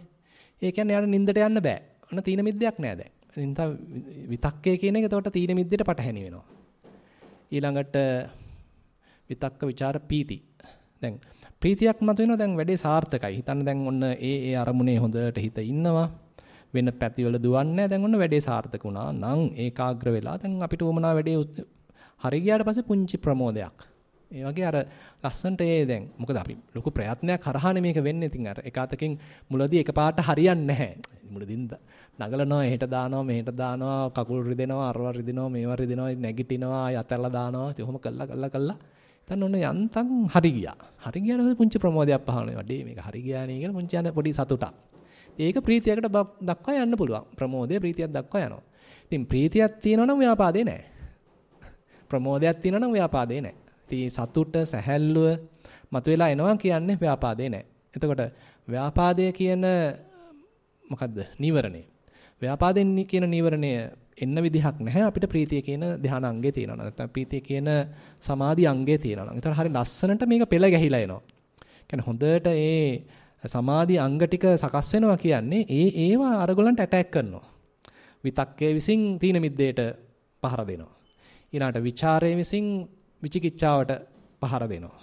ඊළඟට අපි හිතමු ප්‍රීතියෙන් ඔන්න ව්‍යාපාදයට පහර දෙනවා. විතක්ක ਵਿਚාර ප්‍රීති සුඛ කියන එක දැන් කායික සැපයක් තියෙනවා නම් දැන් අපි හිතමු අපිට හොඳට කන්න බොන්න දීලා ඔක්කොම තියෙනවා නම් අපි කොහෙවත් යන්න උවමනාවක් නැහැනේ. ඒකට මොකද්ද තියෙන්නේ? කොහෙවත් යන්නේ නැහැ කියන්නේ? උද්දච්ච කුච්චක් නැහැ. දැන් උද්දච්ච කුච්චය කියලා කියන්නේ මේ හිතේ තියෙන නොසන්සුන් බව. හිතේ හේදුවනවා මෙහෙ දුවනවා. ඒ කියන්නේ හරිම නොසන්සුන්. රෙස්ලස් කියලා කියන්නේ එක තැනක ඉන්න බෑ. නමුත් දැන් මේ ඉන්න තැන හරිම සැපවත් නම් එයාට ඉන්න පුළුවන්. ඉන්න කැමැත්තක් තියෙනවා. දැන් කායික සුවයක්, මානසික සුවයක් දැනෙනවා නම් උද්දච්ච කුච්චේ නැහැ කියලා කියනවා. විශේෂයෙන්ම උද්දච්චය. හිතේ විසිරිද්දක් නැහැ. මොකද සැපවත්. මේ ඉන්න තැන හරි සැපවත්, සුඛදායි, සුවදායි. බවක් තියෙනවා නම් අන්න උද්දච්චයට හැකියාවක් නැහැ. අන්න සුඛය තියෙනවා කියන්නේ. ඒකයි අපි පුළුවන් තරම් අර කායික සුවයක් මුලින් මතු කරගන්න හදන්නේ ඒකයි. හොඳට නිකන් කය තැම්පත් වෙලා හරිම සැහැල්ලු වෙලා නිකන් කායික සුවයක්, මානසික සුවයක්, තැම්පත් වෙච්ච බවක්. එහෙම මතුවෙනවා නම් අන්න ඒකේ ඉන්න පුළුවන්. මොකද ඉන්න තැන හරි පහසුයි. එතකොට උද්දච්චයට ඉඩක් නැහැ. සුඛය එතකොට උද්දච්චයට පටහැනි. ඔය විදිහට ලස්සනට පෙන්ලා දෙනවා දහමේ කොහොමද මේ අපි දිනු කරන ධානා අංග නැත්නම් මේ සමාධි අංග ඒ නීවරණයට පහර දෙන්නේ කොහොමද? ඒ නීවරණය යටපත් කරන්න මේ ටික උදව් වෙන්නේ කොහොමද කියන එක හරිය ලස්සනට පෙන්ලා දීලා තියෙනවා. ඕකනම් ස්වාමීන් වහන්සේ මට හරියට තැන නම් මතක නෑ. මං හිතන්නේ මේ පටිසම්භිදා මාර්ගය එහෙම එනවනේ ආනාපාන සති කතාව සම්බන්ධයෙන් එහෙම. ඒක එහෙම ටිකක් ඔවා බොහොම විස්තරාත්මකව පැහැදිලි කරනවා. එහෙමයි. ස්වාමීන් වහන්සේ මේ ප්‍රායෝගික ජීවිතයේ සතිමත් බව ළමයින්ට අපි ප්‍රායෝගික කරන්න අපිට ප්‍රායෝගික වෙන්න. දැන් උදාහරණයක් ඇටියට ළමයෙක් ඉන්නවා යා සමහර වැරද්දක් කරලා පාසලෙන් අයිවත් කරලා තිනවා සහ ඒ ළමයා වෙන දෙයකට ඇබ්බැහි වෙලා තිනවා. සමහරලාට පංච දුස්තරයෙන් දෙයකට. එහෙමයි. එතකොට ස්වාමීන් වහන්සේ දැන් අපි මේ ළමයාට සතිය පුහුණු කිරීම තුළ අපි ළමයට කියන්නේ නැතුව සතිය පුහුණු කරන්න කියලා ප්‍රගුණ කරන්න කිව්වොත් එයා කාලයක් සතියක් දෙකක් මාසයක් යනකොට නිකම්ම යාගේ දුස්චරිතය නැති වෙනවද? ඒ කියන්නේ දැන් අපිට දැන් මේකෙන් යම් ප්‍රමෝදයක් එන්න පොඩි කාලයක් ගත වෙනවා. ඉතින් අපිට එකපාරටම කියන්න බැහැනේ මේකෙන් හරි සතුටක් එනවා. හරි මේ කියලා ඉතින් එකපාරට කියන්න අමාරුයි. නමුත් අපි අල්ලා හිටින ගතිය, ඒ කියන්නේ මේකෙන් එන සතුට, සහනය, අර හිතේ තියෙන මනසේ තියෙන අසහනකාරී ගතිය දුරු වීම, ඒ වගේ දේවල් එන්න පටන් ගත්තට පස්සේ යාට තේරෙන පොඩි දැන් අපේ හිත හොඳට සංවේදී වෙනවා. හොඳ නරක තේරුම් ගැනීමේ හැකියාව හැදිලා එනවා. එතකොට එයා තුළම නිකන් දැන් හුඟක් වෙලාවට වෙන්නේ දැන් අපි හිතමු අරයට කිව්වට එයාට තේරෙන්නේ නැහැ. අපි ගුරුවරයෙක් වශයෙන් අපි කියනවා අර කරන්න එපා මේක කරන්න එපා කියලා. නමුත් එයා තුළ වැටහීමක් නැහැ මේක සම්බන්ධයෙන්. නමුත් අර මේ වගේ දෙයක් හැකියාවක් දිනු කරද්දි එයා තුළම යම් අවබෝධයක් එන්න පටන් ගන්නවා මේක සුදුසු නැහැ. මේක සුදුසුයි. අන්න ඒක සතියේ ගුණයක්. ඒ කියන්නේ හොඳට සතිමත් භාවයේ මම දන්නේ ඒක දරුවන්ට අදාළයි කියලා මම හිතනවා. දැන් බුදුරජාන් වහන්සේ කියනවා සතිමත් බව දියුණු කරන්න සාවජ්ජම් පජහති අනවජ්ජම් භාවේති. සාවද්‍ය දේ වැරදි දේ ටික බැහැර කළා දානවා, නිවැරදි දේ අරගන්නවා. ඉතින් එහෙම අර හොඳ නරක වෙන් කර ගැනීමේ හැකියාව අපි තුල වැඩෙනවා. ඊළඟට කියනවා අකුසලම් පජහති කුසලම් භාවේති. කුසල පක්ෂය දියුණු කරනවා, අකුසල පක්ෂය බැහැර කරනවා. ළඟට සුද්ධං අත්තානම් පරිහරති. මේ බොහොම පිරිසුදු ජීවිතයක් ගත කිරීම සඳහා යම් උත්සාහයක් දරනවා.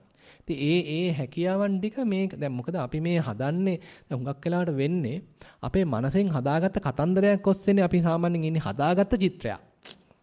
අපි ජීවත් වෙන්නේ. නමුත් ඒ චිත්‍රෙන් අයින් වෙලා ඒ කතන්දරෙන් අයින් වෙලා අපි සැබෑවට ආවහම ප්‍රകൃතියට ආවහම එතන තියෙන්නේ ඒ නිකන් නැවුම් බව ප්‍රමෝදය.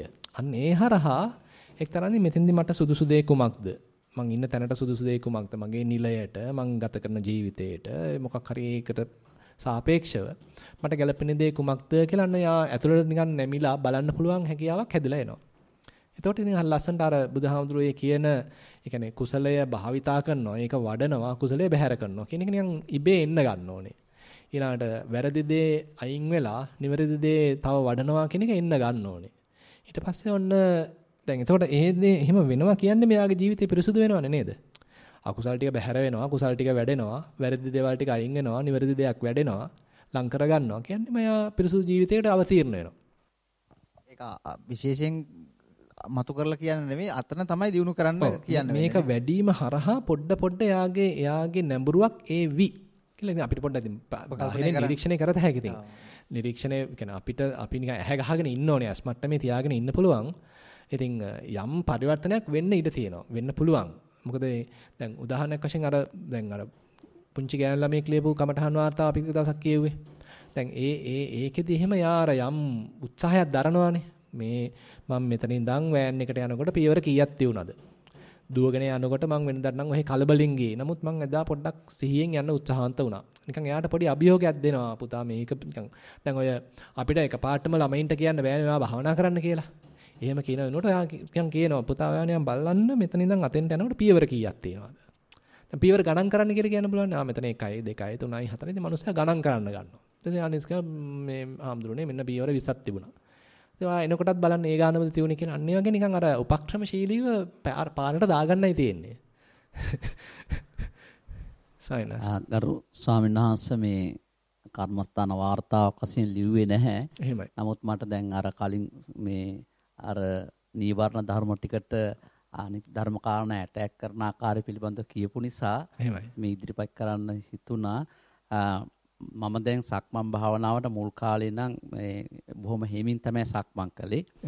දැන් එහෙම හිමින් සක්මන් කරන්නේ නැහැ. දැන් කකුල වේගෙන් ගියත් ටට්ටක් ගාලා ස්පර්ශය වදින ආකාරයට දැනෙනවා.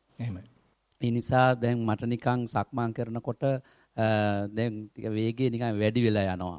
වැඩි වෙලා යනකොට මට දැනෙනවා නිකන් මේක වාතය තුල තල්ලු වෙලා යනවා වගේ දැනෙනවා. නමුත් කකුල වදින ඒ ස්පර්ශ දැනෙනවා. කකුල දකුණු කකුල ඒව වදින ආකාරය දැනෙනවා.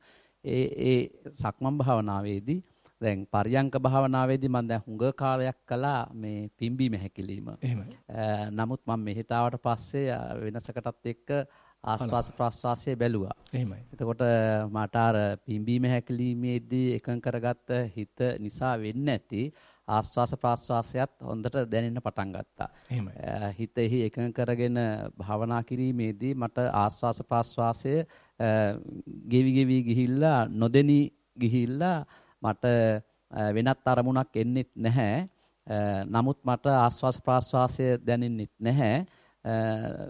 නින්දට ගියා වගේ තිබුණා. දැන් ඊයේ ලොකු හාමුදුරන්ට කර්මස්ථාන සුද්ධ කරන අවස්ථාව ඉදිරිපත් කළාට පස්සේ ලොකු හාමුදුරුවෝ ඒ වෙලාවේ සිහිපත් කළා මේ විපස්සනාව දැන් වැඩෙන්නේ කියලා.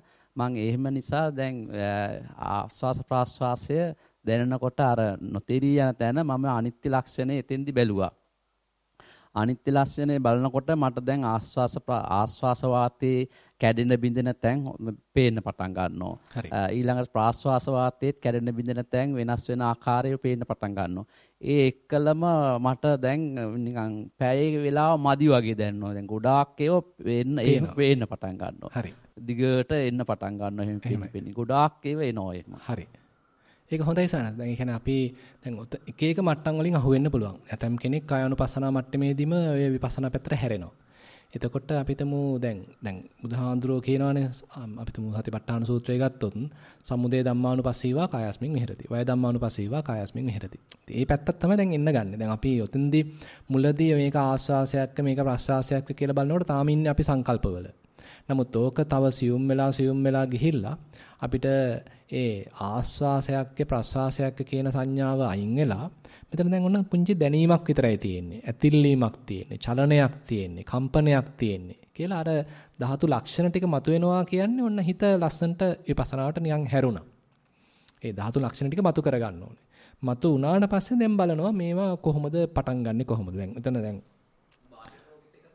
නෑ බෑ. ඒ කියන්නේ බාහිර ලෝක සම්බන්ධතාවය තියෙද්දි මේක කරන්න බෑ.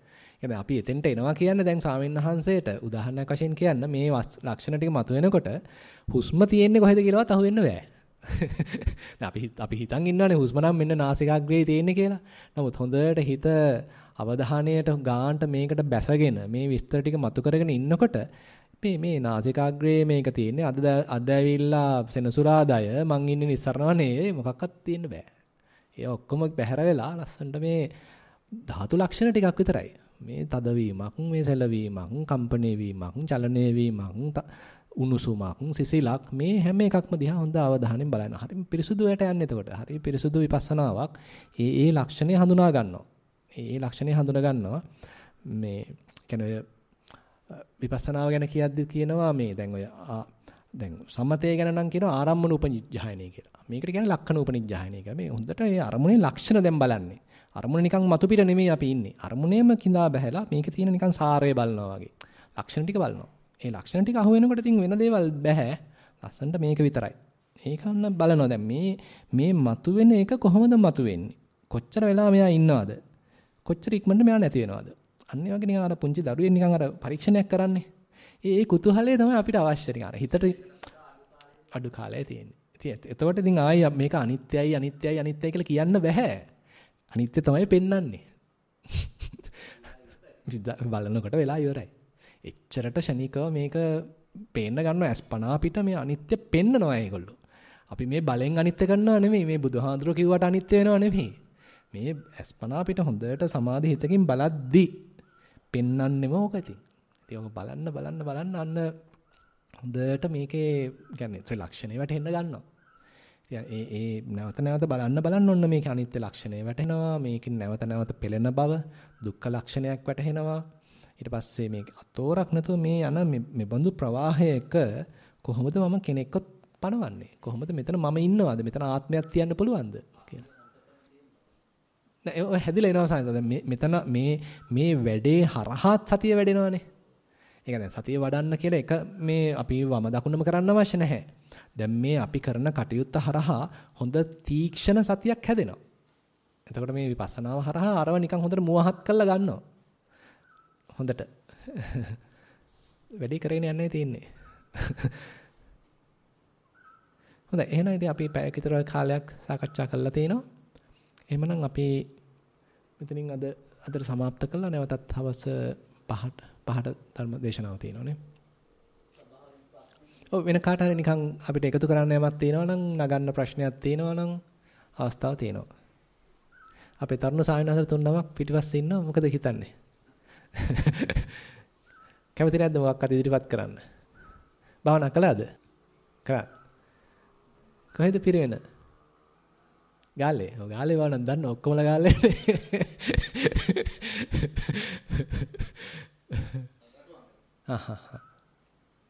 තරුණ කාලේ පටන් ගත්තා නම් තරුණ කාලේ මේකට පොඩි රසයක් ආවනම් අන්න බහින වැඩේට.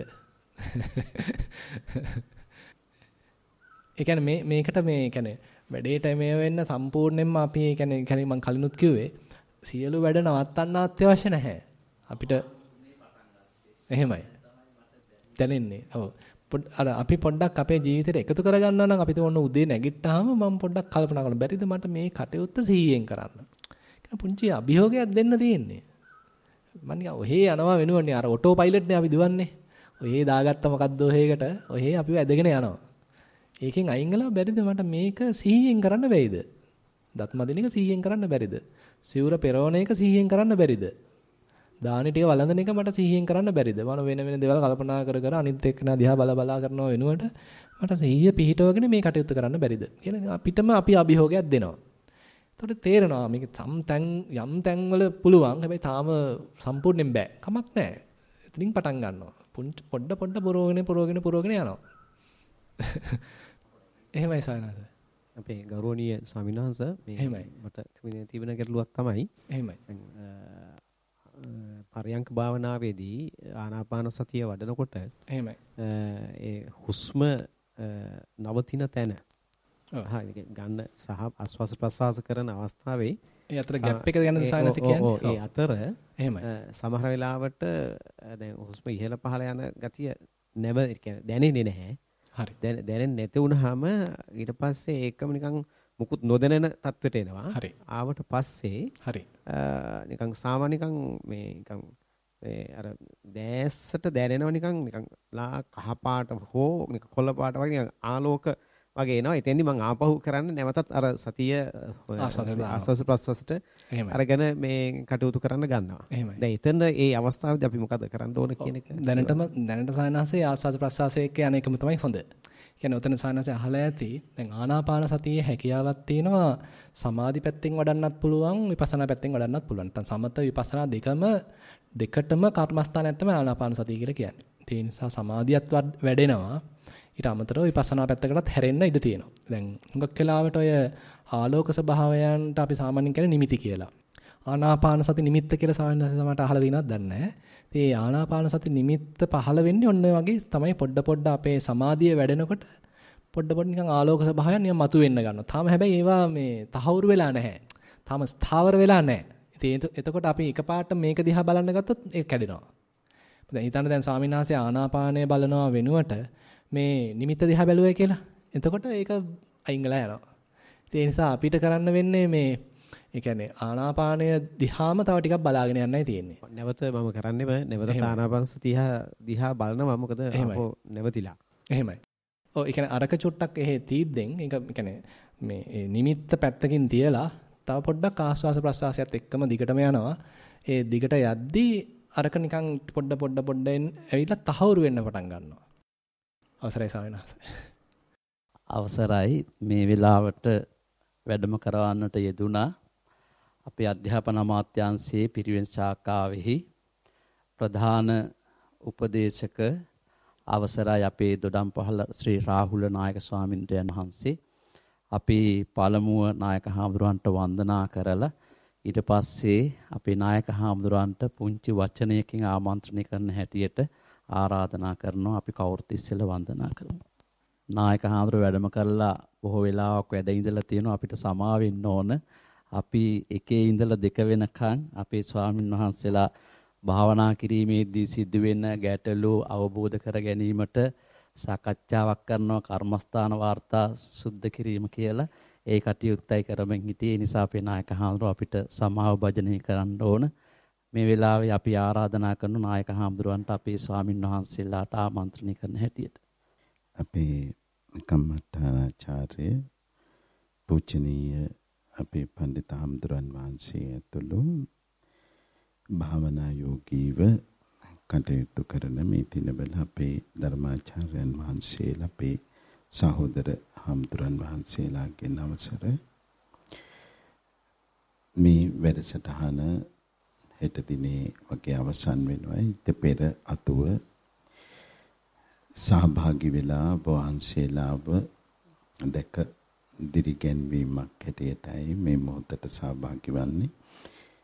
අපේ අධ්‍යක්ෂක ප්‍රධාන පිරිවෙන් වටිනා සෝමානන්ද ගරු කටයුතු අපේ පඬිත හාමුදුරුවන් වහන්සේ මේ මොහොතට සහභාගී වන්නට සිටියත් හදිසියේ කුරුණෑගල යන්ට සිදු වුණා. අපේ උන්වහන්සේත් වෙනුවෙන් ඔබ වහන්සේලාගේ මේ අධ්‍යාත්ම සම්වර්ධන මේ කටයුතු සිදු වෙන මොහොතට විශේෂයෙන් ආශිර්වාද ප්‍රාර්ථනා කරනවා. අපිට වඩාත් උවමනාව තිබුණේ අපේ නිස්සරණ මේ සෙනසුනෙන් අපේ පිරිවෙන් ඒකකයට ලැබෙන ශක්තිය බලය පිළිබඳව විශේෂයෙන් අපේ පූජනීය ධම්මජීව අපේ හාමුදුරන් වහන්සේ ඇතුළු මහා සංඝරත්නයටත් අපේ පින්වත් දායක සභාවටත් අවශ්‍ය අපේ පුණ්‍යානුමෝදනාව සිද්ධ කිරීම. මගේ හාමුදුරුවෝ දන්නවා මේ ඇතිවෙච්ච කොරෝනා සමයත් ඒවා හේතු කොටගෙන ජාතික වශයෙන් රටේ ඇතිවෙච්ච ආර්ථික අර්බුදත් එක්ක අපේ අධ්‍යාපන අමාත්‍යාංශයටත් මෙවැනි කටයුතු කිරීම සඳහා මගේ හාමුදුරුවනේ සතයකවත් ආධාරයක් නැහැ. ඉතින් මම පුදුම වෙනවා අපේ භාවනා බහරව කටයුතු කරන මගේ පඬිත හාමුදුරුවන් වහන්සේලා පුදුම කැපකිරීමක් කරමින් උන්වහන්සේලා හැම පැත්තටම තම ශ්‍රද්ධානය වියපැහැදම් කරගනිමින් අමාත්‍යාංශ තමන්ගේ ආයතන පන්සල් වලට යමින් එමින් මේව සංවිධානය කරගන්නේ. ඒ අතර අපේ නිස්සරණ මේ සෙනසුනෙන් හැමදේම කිසිම අපිට දෙයක් නැහැ කරන්න. සිව්පස්සේ ඉඳලා මේ වාසික පාසුකම් හැමදේම මං හිතන්නේ බුදු සසුන වෙනුවෙන් සංඝ සමාජය වෙනුවෙන් පින්වත් මගේ ස්වාමින් වහන්සේලා සහ අපේ බාරකාර සමිතිය මේ සංවිධාන දෙන මේ ශක්තියම ඇති උන්වහන්සේලාගේ මේ කමඨාන් පූර්ණත්වයට පත්ව උතුම් නිර්වාණ අවබෝධය සාක්ෂාත් කරගන්නට. ඉතින් මගේ ඒ කෘතඥතාවය පිරිනමනවා ආදි කර්තෘ භූත අපේ ගරු කටයුතු ස්වාමීන් වහන්සේගේ පටන් එතුමා උන්වහන්සේ ගිහි සමයේහි ජර්මනිය කරා ගිහිල්ලා ජර්මනියේ එතුමා ඒ කාලේ හොඳ මැණික් ව්‍යාපාරිකයෙක් ඉඳලා පස්සේ ශ්‍රී ලංකාවෙන් බුද්දිස් මිෂන් කියන සොසයිටි එකක් උන්වහන්සේ ආරම්භ කළා. එතුමා ආරම්භ කළා සැබෑවටම ඒ කාලේ මේ සල්ලි තිබුණේ නැහැ ජර්මනියේ ඉඩමක් ගන්න. ලංකාවේ බැනර් එකක් ගහගෙන තන තන ගිහිල්ලා පොඩි මුදල් එකතු කරා. එහෙම ආධාර ගත්තා. එකතු කරලා එතුමගේ ධනය දාලා එදා ජර්මනියට ගිහිල්ලා ඉඩමක් ගන්නකොට අක්කර 5ක පොදු සොසයිටි එකක් නැතුව ගන්න බෑ. අන්තිමේදී පෞද්ගලික නමකට ගත්තේ. එහෙම අරගෙන තමයි යුරෝපයේ තියෙන විශාලතම විහාරස්ථානයේ අද බර්ලින් විහාරය ගොඩනැගුවේ. ඉතින් ඊට පස්සේ තමයි උන්වහන්සේ පැවිදි දිවියටපත් වෙලා මේ නිස්සරණ වනය අපේ සෙනසුන ආරම්භ කරලා එතෙන් පටන් විශාල මෙහෙවරක් ඉෂ්ට සිද්ධ කරගෙන යන්නේ අපේ ජාත්‍යන්තරවත් ජාතිකවත්.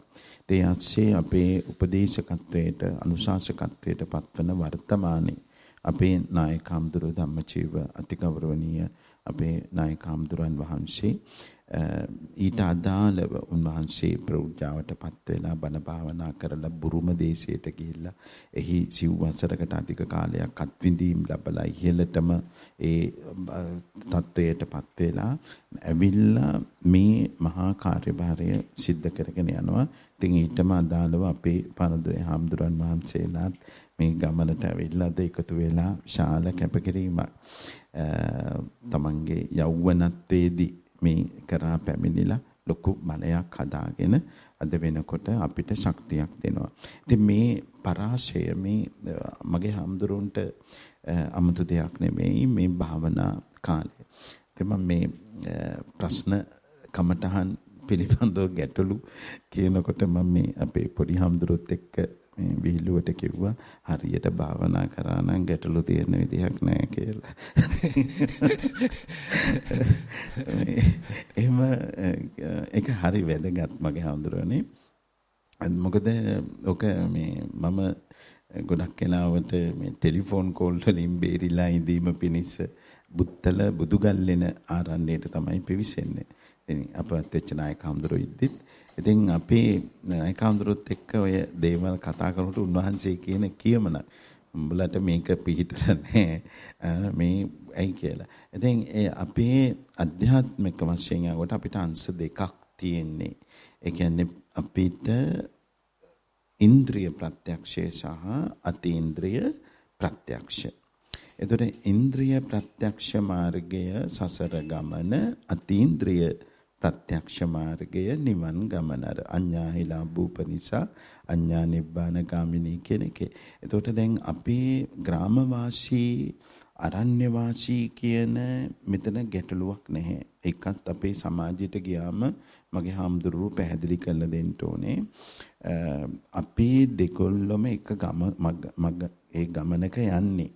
ඒ තුල දැම්මට ඊයේ පෙරේදා දෙනියායේ පල්ලෙගම ආරණ්‍යයේ නායක හාමුදුරුවෝ අසනීප වෙලා බත්තර මුල්ලේ අපේ බෞද්ධාරාම විහාරස්ථානයේ වැඩ ඉන්නකොට මම කුටියට යන්න ගියා. යනකොට ටිකක් සැරට බනිනවා. මන් ටිකක් අහන් හිටියම දායක මහත්තයෙකුට ආරණ්‍යයේ ඉඳලා ආපු ඒ අතර නායක හඳුරු මේ කොළඹ ආපු අතරේ මිනිහෙක් ගහක් කපන් ගිහිල්ලා. ඒකට නායක හඳුරු මං කොස්සට ටික පණිට්ටුවේ දාන් ගිහිල්ලා ඔය ආරණ්‍යයේ හිටෙව්වේ එහෙම එකක් උඹලට මේ ඩිංගට බලා ගන්න බැරි වුණා කියලා. ඉතින් මම ගිහිල්ලා මම කිව්වා නායක හඳුරු මං එළිය අහන් හිටියා ඒක කියන්න ඕනේ. මම හිතුවේ ආරණ්‍ය හඳුරුන්ට කෙලෙස් නැත. ඔබ එහෙම කියන්නේ කොහොමද? අපිට තමයි වැඩි කියලා කිව්වා.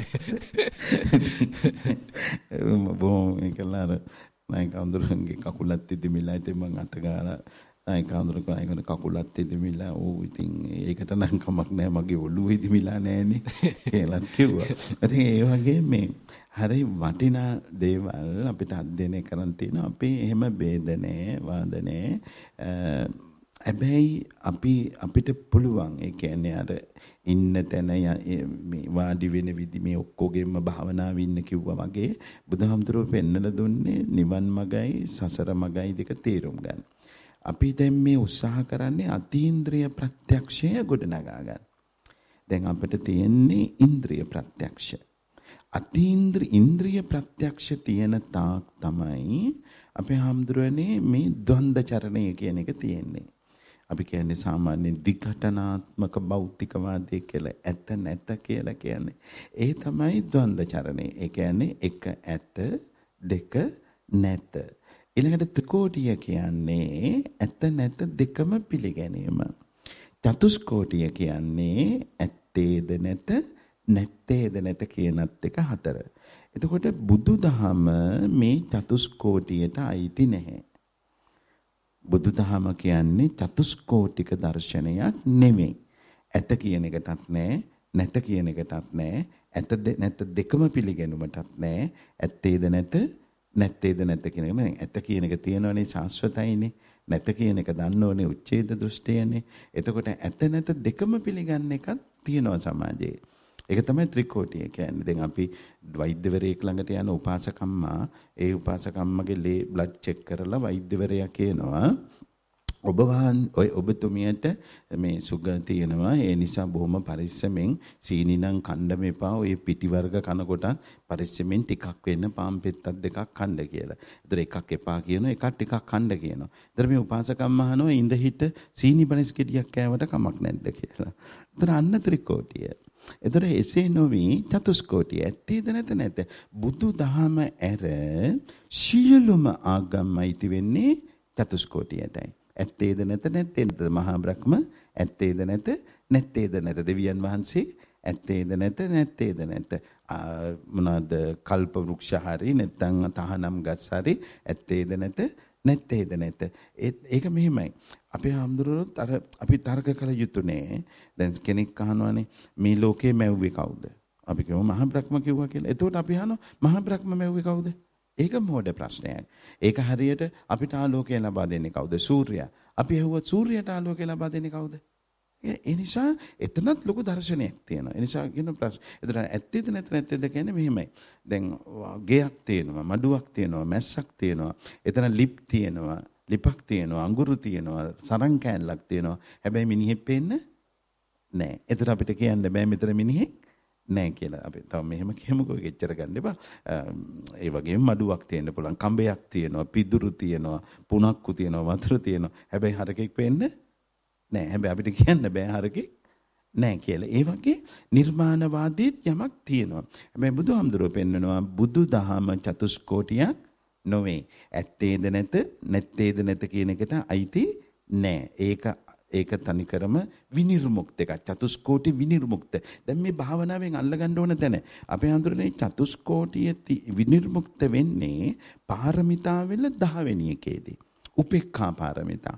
අර 9ත් හරි උපේක්ඛාවත් හරි. මොකද ඔය බුදුදහම තියෙන්නේ උපේක්ඛා කියන තැන. උපේක්ඛාව කියලා කියන්නේ මේ දෙක මිශ්‍රිත එකක් නෙවෙයි. උපේක්ඛාව කියලා කියන්නේ තනිකරම අපේ හාමුදුරන්ට මතකයි මේ මගේ හාමුදුරුවෝ කියලා දෙනවා මේ අර තිත් 9ක් තියලා අපි පොඩි කාලේ උඩින් තිත් 3ක් තියලා මැදිනුත් තිත් 3ක් යට පේලිනුත් තිත් 3ක් තියලා කිව්වා රේඛා 4කින් මේක කපන්න සියලුම තිත් කැපෙන්නත් ඕනේ පෑන එක රූලක් උඩ දෙපාරක් යන්නත් බෑ කියලා. දැන් තිත් 3ේව 3ක් තියෙනවා 9ක් කොහොමද මේක කපන්නේ අපි? මේ සීමාව තුල හිටියොත් 4ෙන් අනිවාර්යයෙන්ම එකක් දෙකක් ඉතුරු වෙනවා.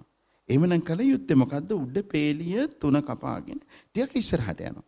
ගිහිල්ලා මැද පේලියේ 3 වෙනි තිතයි 3 වෙනි පේලියේ 2 වෙනි තිතයි කපාගෙන පල්ලෙහාට එනවා. ඇවිල්ලා ඉස්සරහින් තියෙන තිත් 3ම කපාගෙන 3 වෙනියට යනවා. ඊට පස්සේ 2 වෙනි පේලියේ මැද ඉල තිතත් කපාගෙන 3 වෙනි වේලියේ 3 වෙනි තිතත් කපාගෙන හරියට දුන්නට ඊතලේ තිබ්බ වගේ එක උඩ දෙපාරක් ගියෙත් නෑ. සම්පූර්ණයෙන්ම තිත් 9ක් කැපුවා.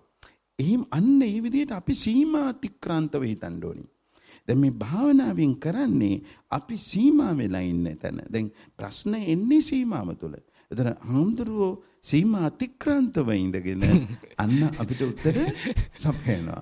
ඒකයි ඉතින් උන්වහන්සේ එළියට ගිහිල්ලා ඉන්නේ. උන්වහන්සේ දිහා බලන්නේ එළියේ ඉඳන්. දැන් අපි මේක බලන්නේ පුහුණුව කියන්නේ ඇතුලේ ඉඳන්. ඒතර ඔතන ඉන්නකන් අර මේකෙන් එළියට එන්න ඕනේ. ඒක තමයි බුදුදහම හැම වෙලෙම මෙතනින් එළියට එන්න.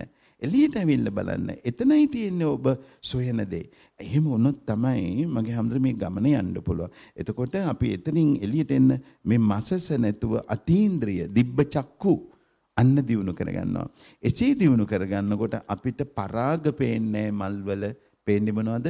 පරමාණු හත්වෙනියා වර්තයේ එකක් පිට කරන්න නේද එකක් ඇද ගන්න මේමයි කියලා බලාගෙන ඉන්නේ ටික. ඒකට අපිට ප්‍රශ්න කරන්න දෙයක් නෑ. එකයි තියෙන්නේ. එක සත්‍යයි.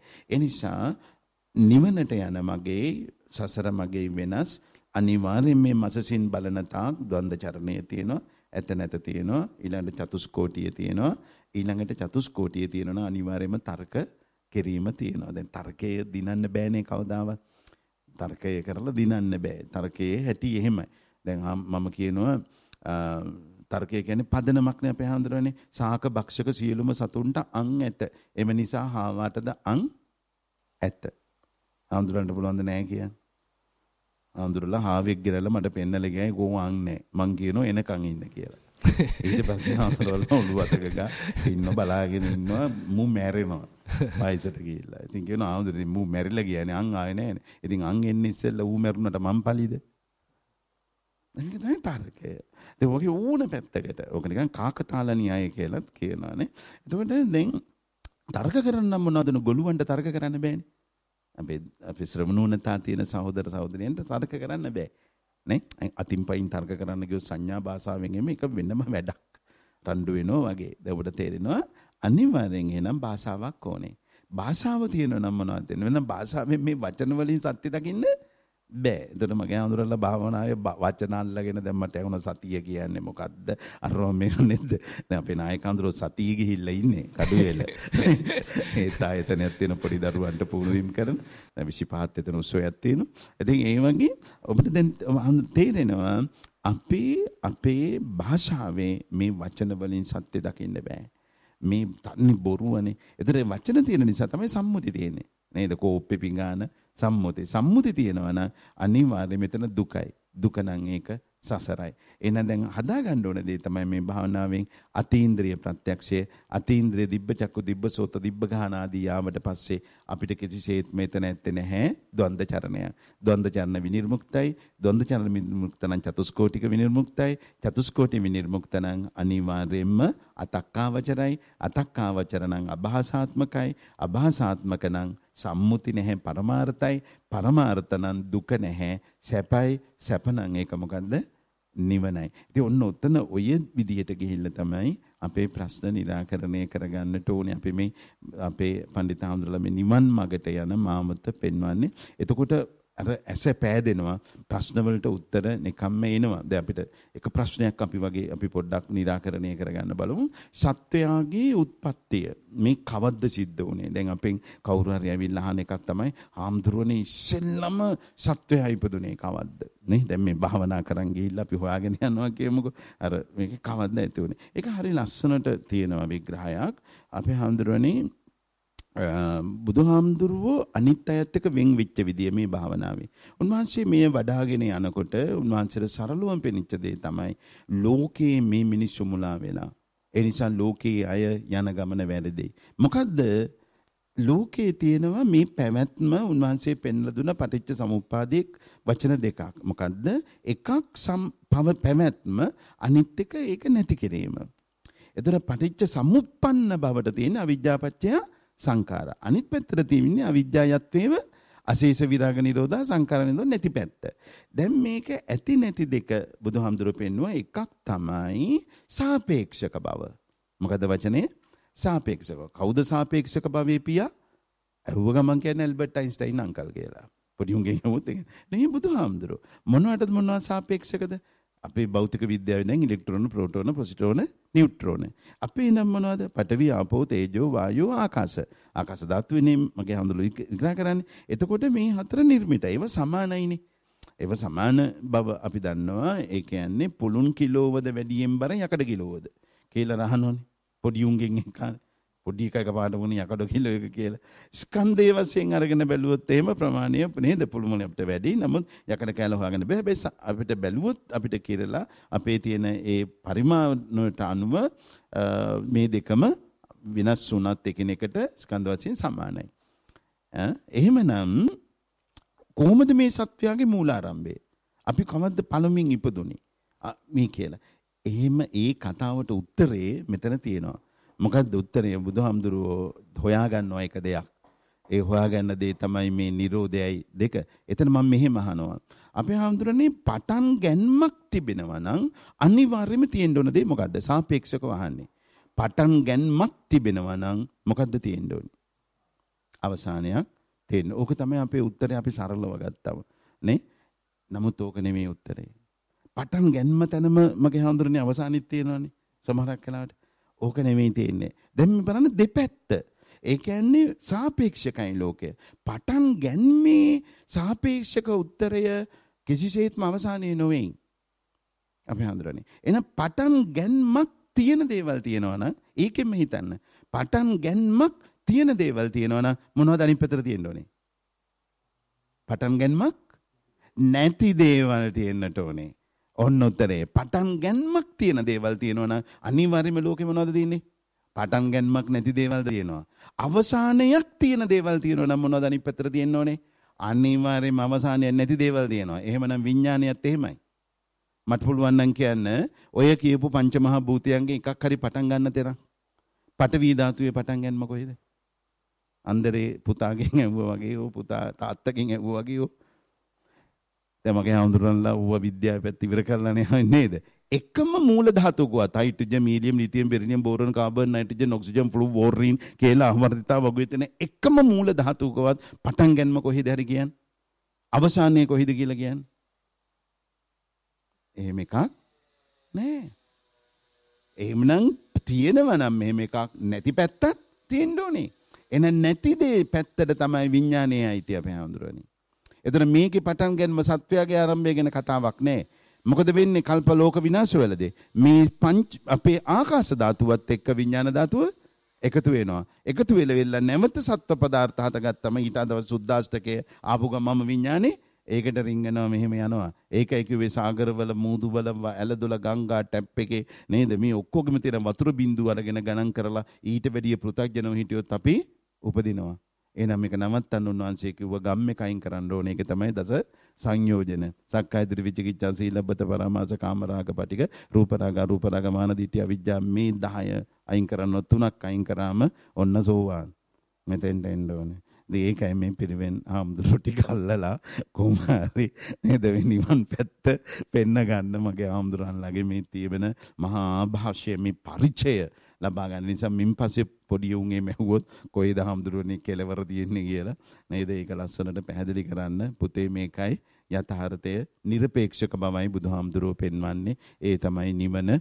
ඒකට යන මඟ. ඉතින් මගේ රත්තරන් හාමුදුරන් වහන්සේලා මේ තැනට ඇවිල්ලා ඉතින් අපි විශාල පිරිසකට එක සැරයකට 100කට විතර ආරාධනා කරනවා. නමුත් දැන් මේ පාර 30කට වගේ කිට්ටු වෙන සංඛ්‍යාවක් අඩමවල තියෙන. නමුත් මේකේ ඵලය මගේ හාමුදුරුන්ට තේරෙයි. මේ කරන විශාල කැපකිරීම අපි මෙහි දානමාන සූදානම් කරගෙන හැමදේම කැපකිරීම කරන මගේ රත්තරන් හාමුදුරුව. ඒ ඔබ වහන්සේලාත් එකට දුන්න ශක්තිය නෝ ඒ වගේම නොපෙමිනිච්ච ස්වාමින් වහන්සේලා ගැනත් මම පසු විපරමක් කරනවා. ඒ විතරක් නෙමෙයි භෞතිකව සම්පත් පිරිවෙන්නට ලබා දීමේදී සහ ඒ සියල්ලෙහිදීම මේ පැමිණීම මා ඊ타ත්ම අගය කරමින් ඒ තැන්වලට විශේෂතා සැලකීම ඔබ වහන්සේලාට ලබා දෙනවා. ඉතින් අපි කෘත්‍යාධිකාරී පරිණාධිපති පැමිණීම් ලේඛනයත් මම ඔබ වහන්සේලාගෙත් ඔක්කොගෙම අරගන්නවා. අරවත් අරගෙන මම පන්සලට විශේෂයෙන්ම පිරිවෙන් වලට කතා කරා. ඉතින් එන්න එපා කියලා කිව්වා. ආය ගුරු පුරපාඩු දෙනවා අනුමත කරගන්න ඕනේ කියලා. එහෙමනම් මේවට එන්න. මේව දෙන බොහොම අමාරුවෙන් මේක කරන්නේ. හැබැයි සෙල්ලම් කරන්න එන්න එපා කියලා මම පැහැදිලිව කියලා තියෙනවා. ඒ නිසා මේවා මෙව ලබාගත යුතුයි. මේක නිකන් දෙයක් නෙවෙයි. මේක අපේම කොටසක්. අපේම දෙයක්. ඒ නිසා මේ වගේ මොහොතක් සංවිධානය කරලා දීම තුළ අපි එකෙන් උපරිමයෙන්ම මේ ප්‍රයෝජනය ගන්න ඕනේ. මගේ හාමුදුරුවන්ගේ මූණවල තියෙන මං හිතන්නේ ආලෝකය, දිස්නය මට පේනවා. මේ දින ගන්නට ඔබ වහන්සේලා කොතෙන්ට ඇවිල්ලා තියෙනවද කියන එක. ඉතින් ඒ නිසා ඒකට මගේ හාමුදුරන්ලාට තාම පින් සිද්ධ වෙනවා. මේ මෙහෙවර තව තවත් කරගෙන යන්න අපේ පිරිවෙන් එකකයට ශාසනය වෙනුවෙන් තවත් උදව් උපකාර නිස්සරණ අපේ සෙනසුනෙන් ලැබේවා. ඒ සඳහා ධම්මජීව හාමුදුරුවෝ ඇතුළු පාඳුරේ හාමුදුරුවෝ ඇතුළු අපේ දායක සභාවට මගේ පොඩි හාමුදුරුවන්ට නිදුක් නිරෝග සම්පත් ජීවනයේ දීර්ඝායුෂම ලැබේවා කියන සාදු ප්‍රාර්ථනාව සිද්ධ කරනවා. මට අවසර දෙන්න ඕනේ මම 4ට අස්කඩුවේ ඉන්න ඕනේ. සාදු සාදු. ස්වාමීන් වහන්සේටත් පුංචි මේ තෑග්ගක් දෙන්න බලාපොරොත්තු වුණා. අපේ ලොකු ස්වාමීන් වහන්සේගේ පොතකුත් ඒ වගේ මමත් මේ ගිය 223 වෙනි භාවනා වැඩසටහනේදී කරපු මේ දේශනා මාලාවකුත් මුල් කළා මේ මනම් අවසරයි ස්වාමීන් වහන්සේ අපි අපේ ධර්ම සාකච්ඡාව අවසන් කරමු එහෙමනම් අපිට නැවතත් හෙටත් ඇත්තටම හම්බෙන්න පුළුවන් ස්වාමීන් වහන්සේගේ මේ ප්‍රශ්නෙට තමයි අපි කතා කර හිටියේ. ඕනනම් ඒක අවසන් කළාම ඉවර කරන්න පුළුවන් ඉතින්. අපි කතා කර හිටියේ ඔව්. ඔව්. ඒ කියන්නේ දැන් අපේ දැන් ආනාපාන සතියේදී සමාධි ලක්ෂණය දිනු වෙන්න අපේ ඒකාග්‍රතාවය වැඩි වෙන්න ඒක දැන් ඇතැම් වෙලාවට දැන් මෙතනදී මාරඹේ ස්වාමීන් වහන්සේගේ කතාවේදී සානහට තේරෙන්නේ නැති ඒකේ අරමුණේ විස්තර තේන්නේ. අරමුණේ ලක්ෂණ ටික තමයි ඉස්සරහට වෙලා තියෙන්නේ. අරමුණ නිකන් පතුරු ගහලා බලලා. දැන් එතකොට විපස්සනා පැත්තකින් වැඩෙනවා. දැන් ඒකේ අනිත් පැත්ත තමයි ඒ කියන්නේ අරමුණ නිකම් අරමුණ බලනවා. හැබැයි අරමුණේම හිත නංවනවා. හැබැයි ඇතුළට එච්චර නිකම් මේකේ ඇතිවීමක් නැතිවීමක් නැත්තම් මේකේ වෙනස් වීමක් එහෙම විස්තර වලට එච්චර යන්නේ නැහැ. අරමුණට හැබැයි නැවත නැවත හිත නංවමින් එතනම හිත ඉන්නවා. එතනම නිකන් ඒකාග්‍ර වෙන්න බලනවා. එතකොට නිකන් සමත පැත්තකින් තමයි වැඩෙන්නේ. මේ දෙකම භාවනාව. මේ දෙකම අවශ්‍යයි. අපිට අරමුණට හිත නව ගන්නත් ඕනේ, එතනම හිත රැඳෙන්නත් ඕනේ. ඒ බඳු හිතක් තමයි ඊට පස්සේ විනිවිද යන්න. මේ අරමුණේ හොඳට ලක්ෂණ ටික බලන්න අපි යොමු කරන්නේ. සමාහිතෝ යථා භූතං පජානාති පස්සති කියලා කියනවනේ බුදුරජාණන් වහන්සේ. එතකොට මේ සමාහිත භාවය ඊටම වැදගත්.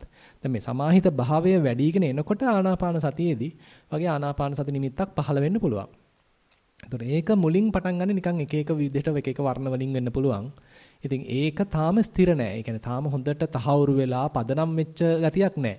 අපි ඒ නිසා ඒක එකපාරට බලන්න ගියොත් එයා මග හැරෙනවා. නැත්නම් එයා නොපෙනී යනවා. අපිට තියෙන්නේ මේක හොඳට සකස් වෙලා ස්ථාවර වෙලා එනකන් අපේ අරමුණටම හිත නංවමින් නැත්නම් ආස්වාස ප්‍රස්වාස මේ ක්‍රියාවලියටම හිත නංවමින් දිගට ඉන්නයි තියෙන්නේ. ඉන්නකොට අන්න මේක තව තහවුරු වෙලා හොඳට ප්‍රභාෂ්වර වෙලා එන්න පටන් ගන්නවා. එතනින් අපිට මේකේ තව ගැඹුරකට යන්න පුළුවන් ගතියක් නැත්නම් සමාධියේ ගැඹුරකට යන්න පුළුවන් ගතියක් සකස් වෙනවා. ඉතින් ඒක කියන්නේ මේකේ එක එක මට්ටම් වලින් විපස්සනාවට හැරෙන්න පුළුවන්. ඒ කියන්නේ දැන් සමාධියේ මට්ටම් පෙන්වනනේ උපචාර සමාධිය කියලා කියනවා. පරිකර්ම නැත්නම් මුලින්ම එනවා පරිකර්ම සමාධිය. ඊට පස්සේ උපචාර සමාධිය, ඊළඟට අර්පණා සමාධිය. ඔය විදිහට සමාධියේ විවිධාකාර මට්ටම් පෙන්වනවා. දැන් එතකොට ඔය උපචාර සමාධියකින් හැරෙන්න පුළුවන් විපස්සනාවට. නැත්නම් ඉතින් මේ අර්පණා සමාධියට ගිහිලා ඒකෙන් අයින් වෙලා හැරෙන්නත් පුළුවන්. ඉතින් ඒක ඉතින් ඇත්තටම කියන්නේ සමාධියක් හැදුනට පස්සේ කරන්න පුළුවන් දේවල්. ඉතින් අර මුල් කාලේදී කොයි පැත්තෙන් හැදුනත් කමක් නැහැ. ඒ කියන්නේ අපි ආනාපාන සතියේ වඩාගෙන යනකොට සමත පැත්තකින් දියුණුවත් කමක් නැහැ, විපස්සනා පැත්තකින් දියුණුවත් කමක් නැහැ. මේ කොයි දේත් ඉතින් එකම අදාළ දෙයනේ. ඒ කියන්නේ සමාධි ලක්ෂණයේ තියෙන ප්‍රඥා චෛතසිකේ හෝ එහෙම නැත්නම් අපි හිතමු ඉන්ද්‍රිය ධර්මයන්ගේ ගත්තොත් සමාධි ඉන්ද්‍රිය ධර්මයේ හෝ ප්‍රඥා ඉන්ද්‍රිය ධර්මයේ ඔක්කොම අවශ්‍යයි. ඒ නිසා අපි මුලදී මේක වළක්වන්න හෝ නවත්වන්න හෝ එහෙම මොකක්වත් නැහැ. හැදෙන පැත්තකින් එයාට අත දෙනවා. පස්සේ මේවා හැදුනට පස්සේ වුමනා විදිහට ගලපලා ගන්න පුළුවන්, සකස් කරලා ගන්න පුළුවන්. ඒ නිසා දැන් ස්වාමීන් වහන්සේ තව දිගට කරගෙන යන්න මේ මතුවෙන ඒ ආලෝක සභායන් ගැන දැම්ම එච්චර ඇහැ යොමු කරන්න ඒක දිහා බලන්න අවශ්‍ය නැහැ. පස්සේ මේක හොඳට සකස් වෙලා එනකොට අරක තහවුරු වෙන්න පටන් ගනී. හොඳයි.